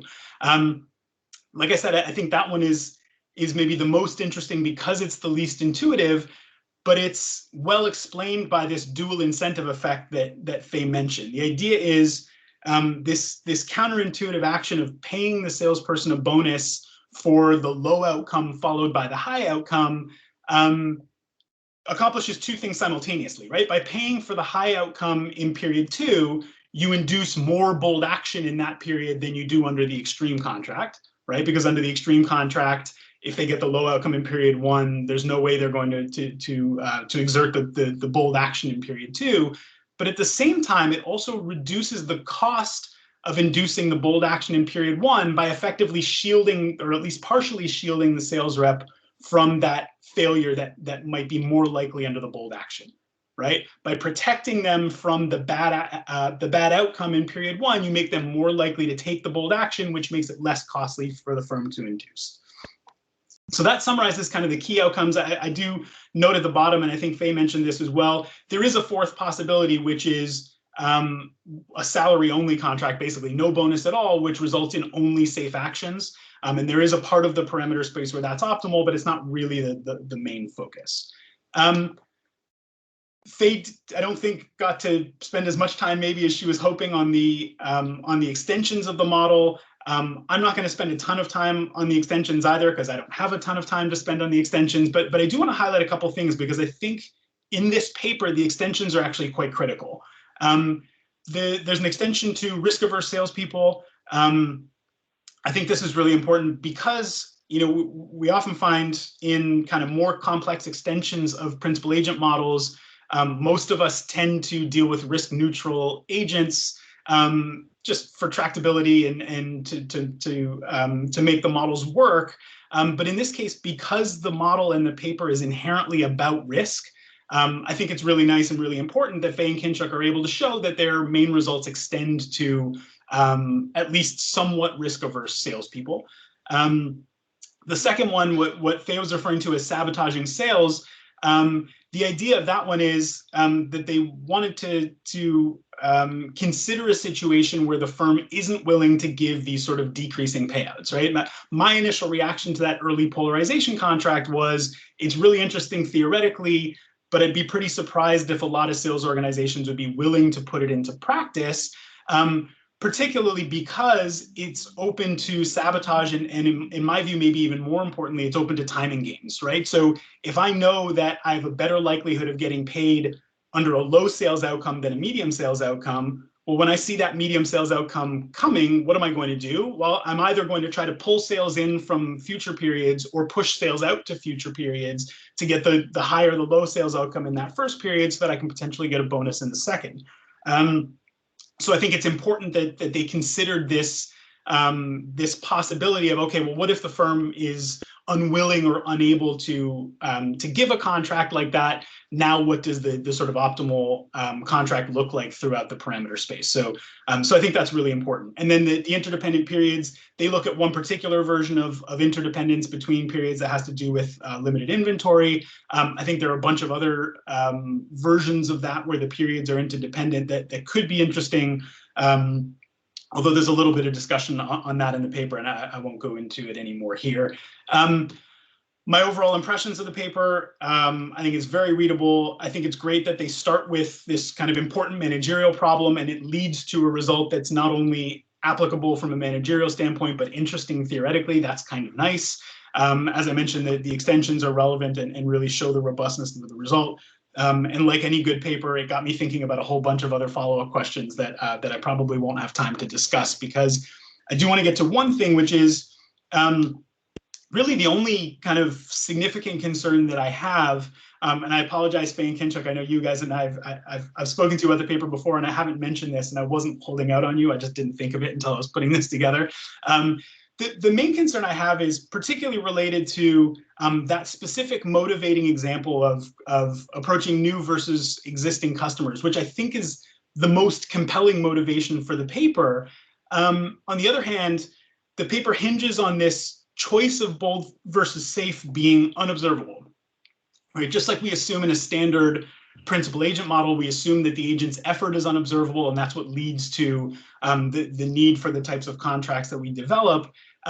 In the same way, this paper assumes that this choice between bold and risky is unobservable. And I've made the note here, ex ante or ex post. And the reason I say that is, in reality, for example, if the bold action is calling on new customers and the bold action is calling on new customers and the safe action is calling on existing customers, the firm may not be able to observe that in real time, but they can observe once a sale happens, whether that sale was made to a new versus an existing customer, for example, right? So it is possible, for example, for the firm to say, well, actually, maybe one way that we can motivate the bold action is to reward sales to new and existing customers separately, for example, right?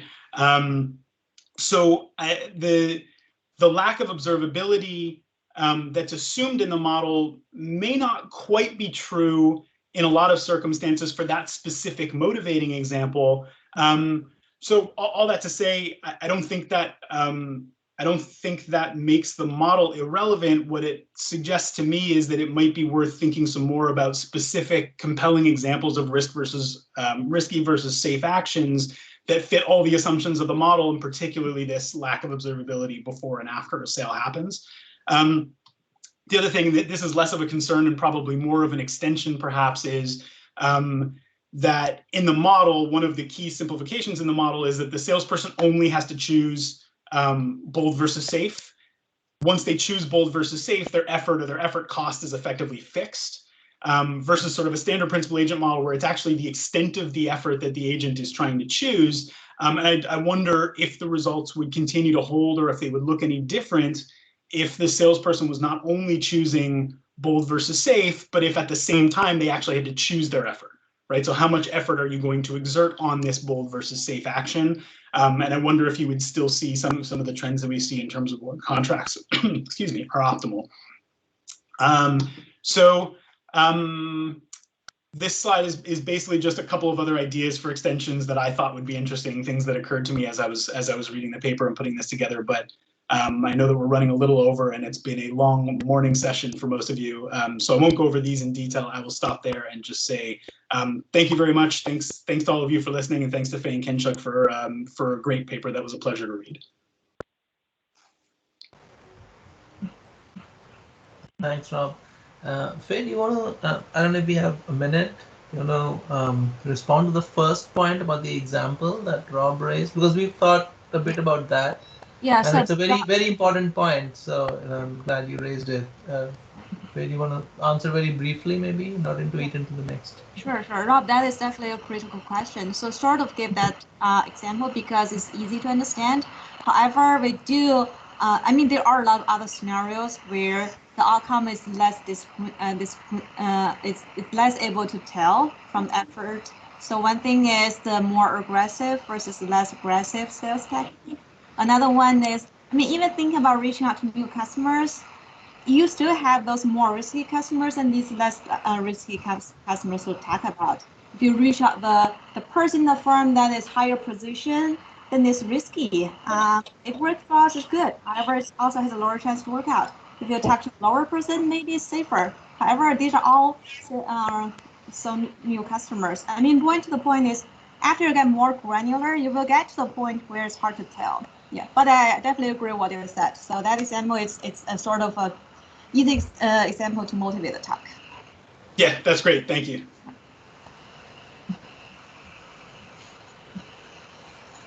Thank you, guys.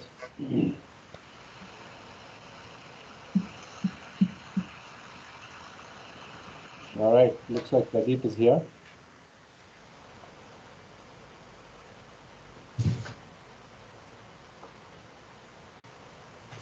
Pradeep, you're on mute. Are you here?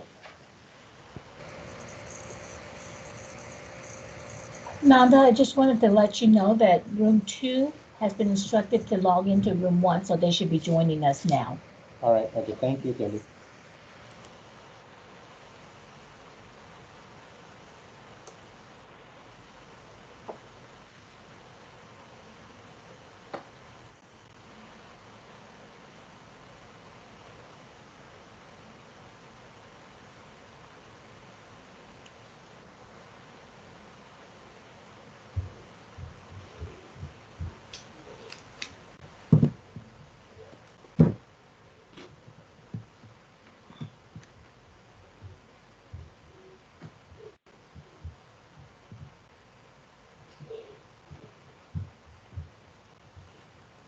I just thought I saw Pradeep leaving.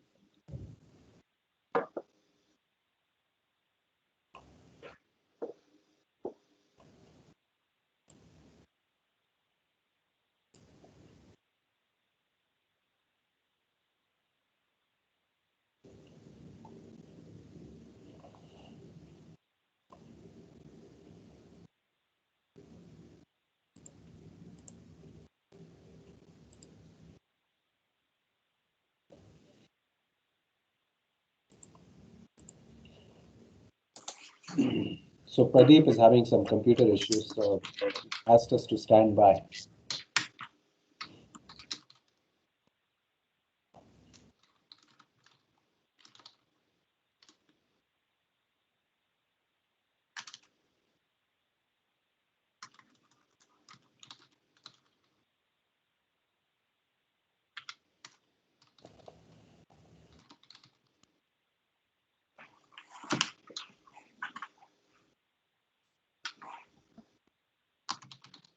There we go. Hi, Pradeep. Hello. Are we all set? Yeah. Just give me 1 second. I'm trying to fix my computer. It's just giving me some weird. Uh-oh. Okay. Yeah, I think I'm okay. Should I try sharing? No. Wait.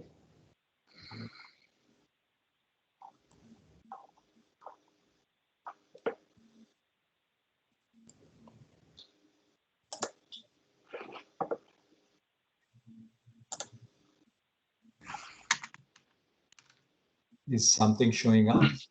Yes. Lenovo something.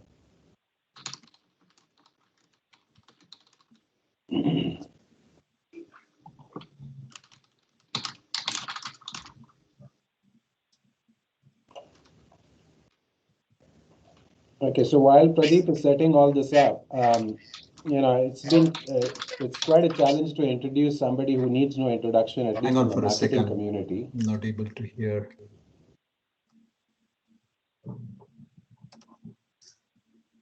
Hello? Yeah, are you able to hear me, Pradeep? Yeah, I can hear you. Okay, so while you go set things up, while I try to introduce somebody who needs no introduction. But there are some of us who are not in the marketing community. So for those people, Pradeep is the Joseph T. and Bernice S. Lewis Distinguished Professor of Marketing at Chicago Booth. And I think he's been and continues to be one of the most prolific scholars that we have in our community. And I was looking at his CV yesterday and I lost count. He has, I think I could count only up to 120 publications on his CV. While his research has been primarily empirical, he's also dabbled in theory a little bit. And I can personally say that he's an outstanding and caring teacher and mentor. The list of doctoral students that he has mentored, of which I'm also privy to, and being part of this, is 50 plus and continues to grow every year. He's on the advisory board of Marketing Science, QME, and JMR.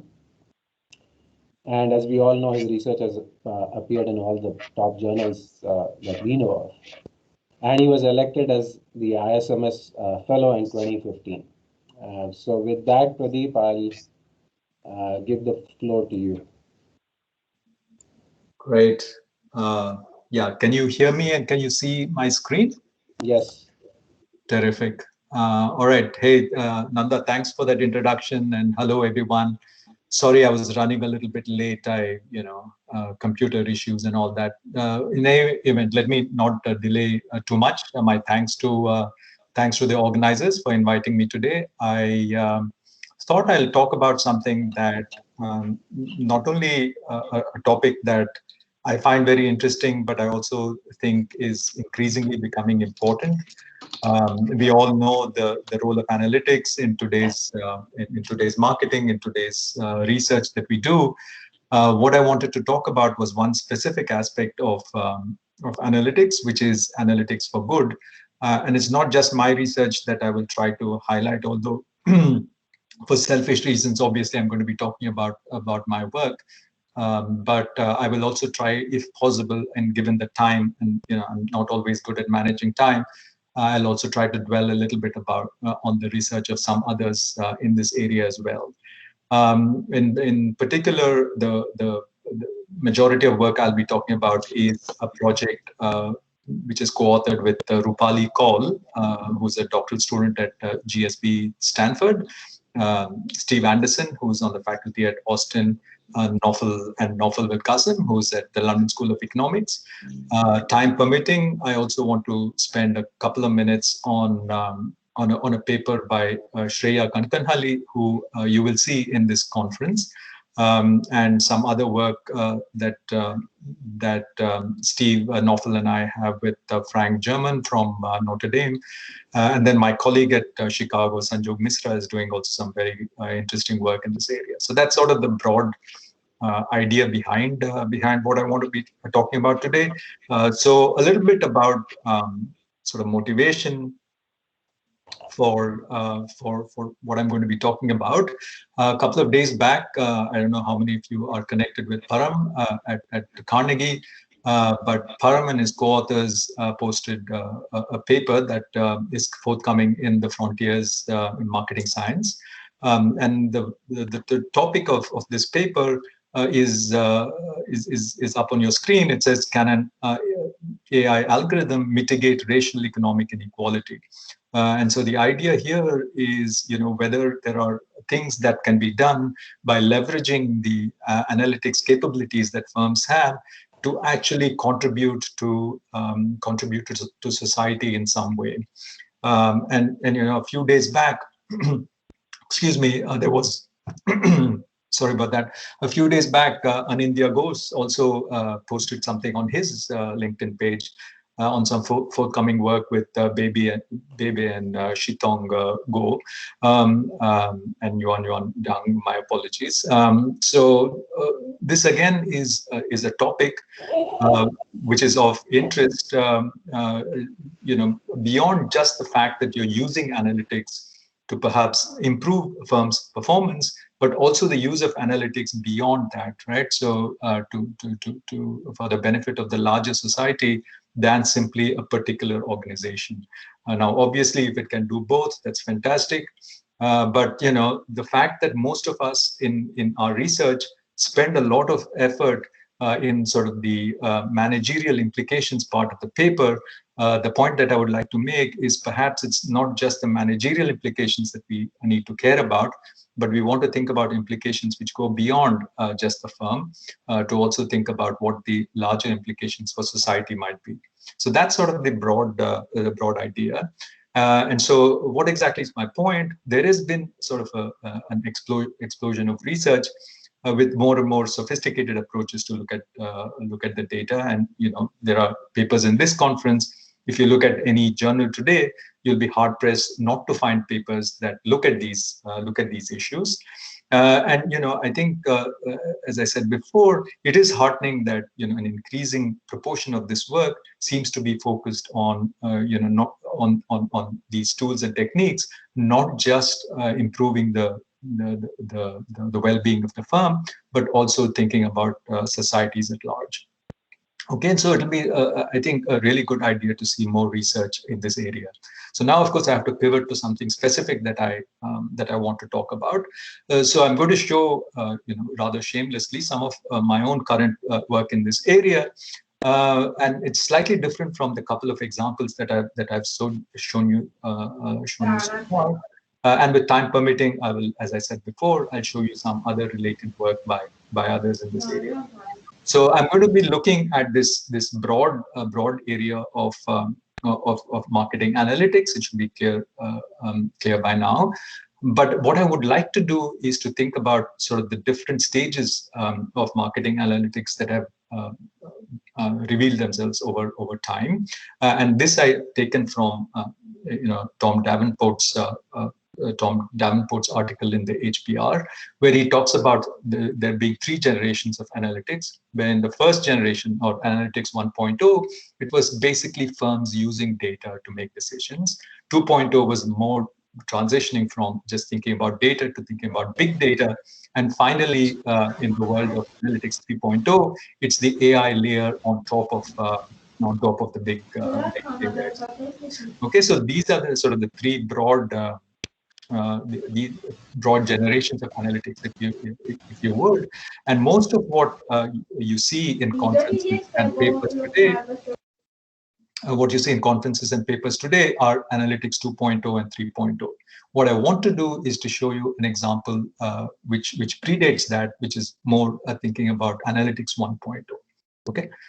So the question that we're going to try and address, does the adoption of analytics 1.0 lead to better outcomes for the firm? And if it does, what is going to be sort of the mechanism of doing this? But as soon as I put up that question, you should be asking yourself, but you just told me that you have to think about implications which go beyond the firm. And now you're just saying that you're going to ask a question, which is precisely about the outcomes for the firm. So the point I would like to make that, firstly, if I'm looking at analytics 1.0, it's unlikely to be a large firm, because most large firms have moved on from the 1.0 to the 2.0 and the 3.0 generations. So now we are thinking about the realm of not large firms, and the focus in what I'll be talking about is actually on small enterprises. And the nice feature of small enterprises is that if you truly believe what we read in the newspapers and hear from our politicians, these form the lifeblood of most economies. And right now, if you look around in the neighborhoods, at least in the US, one of the things you would find is that small businesses are really being hit hard by the pandemic. Okay, and so to the extent that we are looking at whether or not Analytics 1.0 improves the performance or outcomes of these small firms, in some sense, we are contributing to the larger debate on how analytics might help improve society broader than just, say, the individual firm.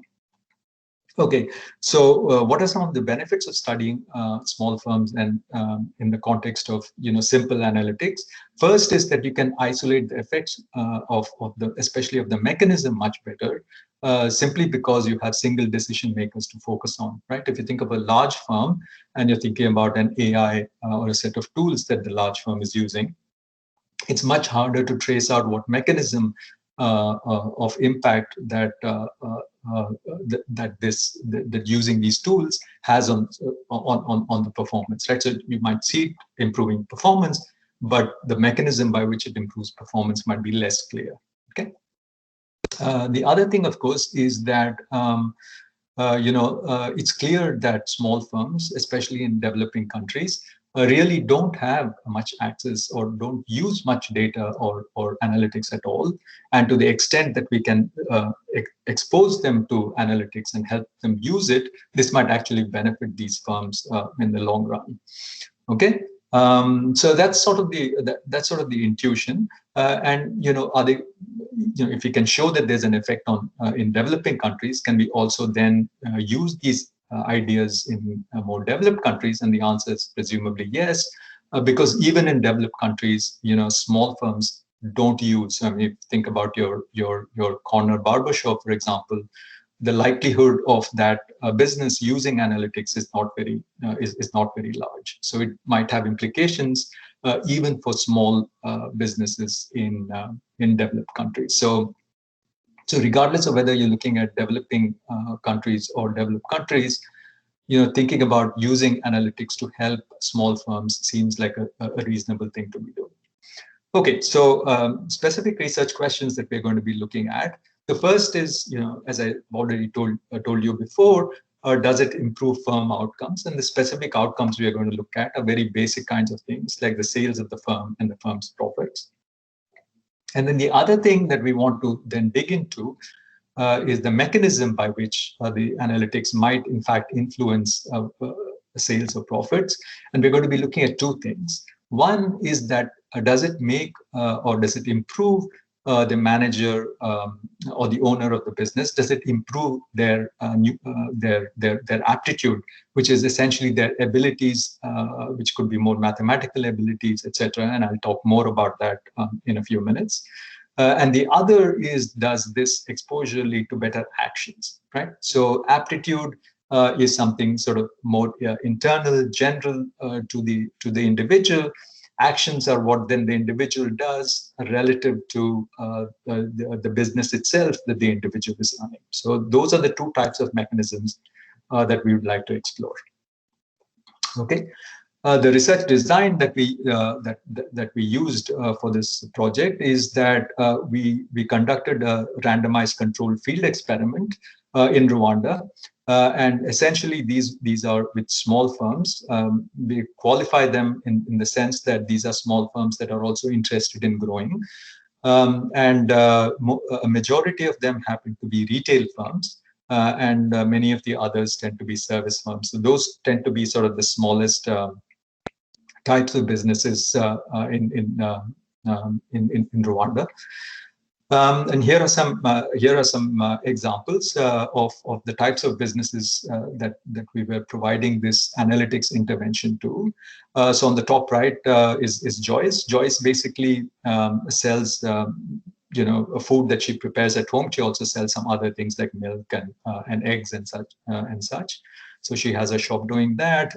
In the middle is Pelagie. Pelagie essentially provides tailoring services. And then finally on the right is Esperance. Esperance runs, as you can see, a bar. And below you see Emmanuel, who happens to be a retailer. And then at the bottom right, you see a gentleman by the name Tuyushinge Elisa, and he runs a small barber shop. And that's me in the middle. So I was there for the pilot. I wasn't there when the actual implementation was done. But Rupali called the graduate student I referred to earlier, ran most of the study in its final implementation in Rwanda. Okay.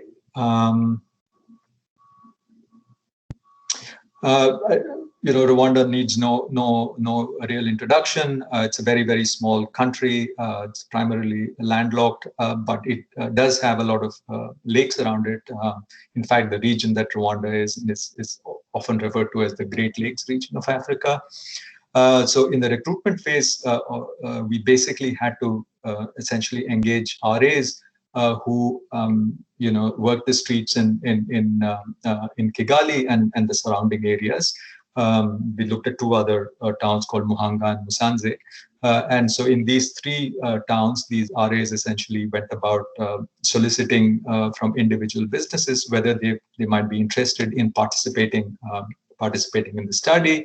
And that essentially resulted in us identifying about 15,000 of these small entrepreneurs that were approached, of which we had about 3,000 who completed a preliminary screening survey that we implemented. Of the 3,000, only about 2,800 were usable surveys. Of the 2,800, then we identified the top 1,500. And then finally, given all the limitations that we had in terms of resources, etc., we had to focus on a study sample of about 550 of these small firms. And once we had those 550 firms, we then randomly assigned these 550 firms into three groups. So one group was what we call the treatment group, and the treatment group was given both a smartphone and they were given a marketing analytics app, which was installed on the smartphone.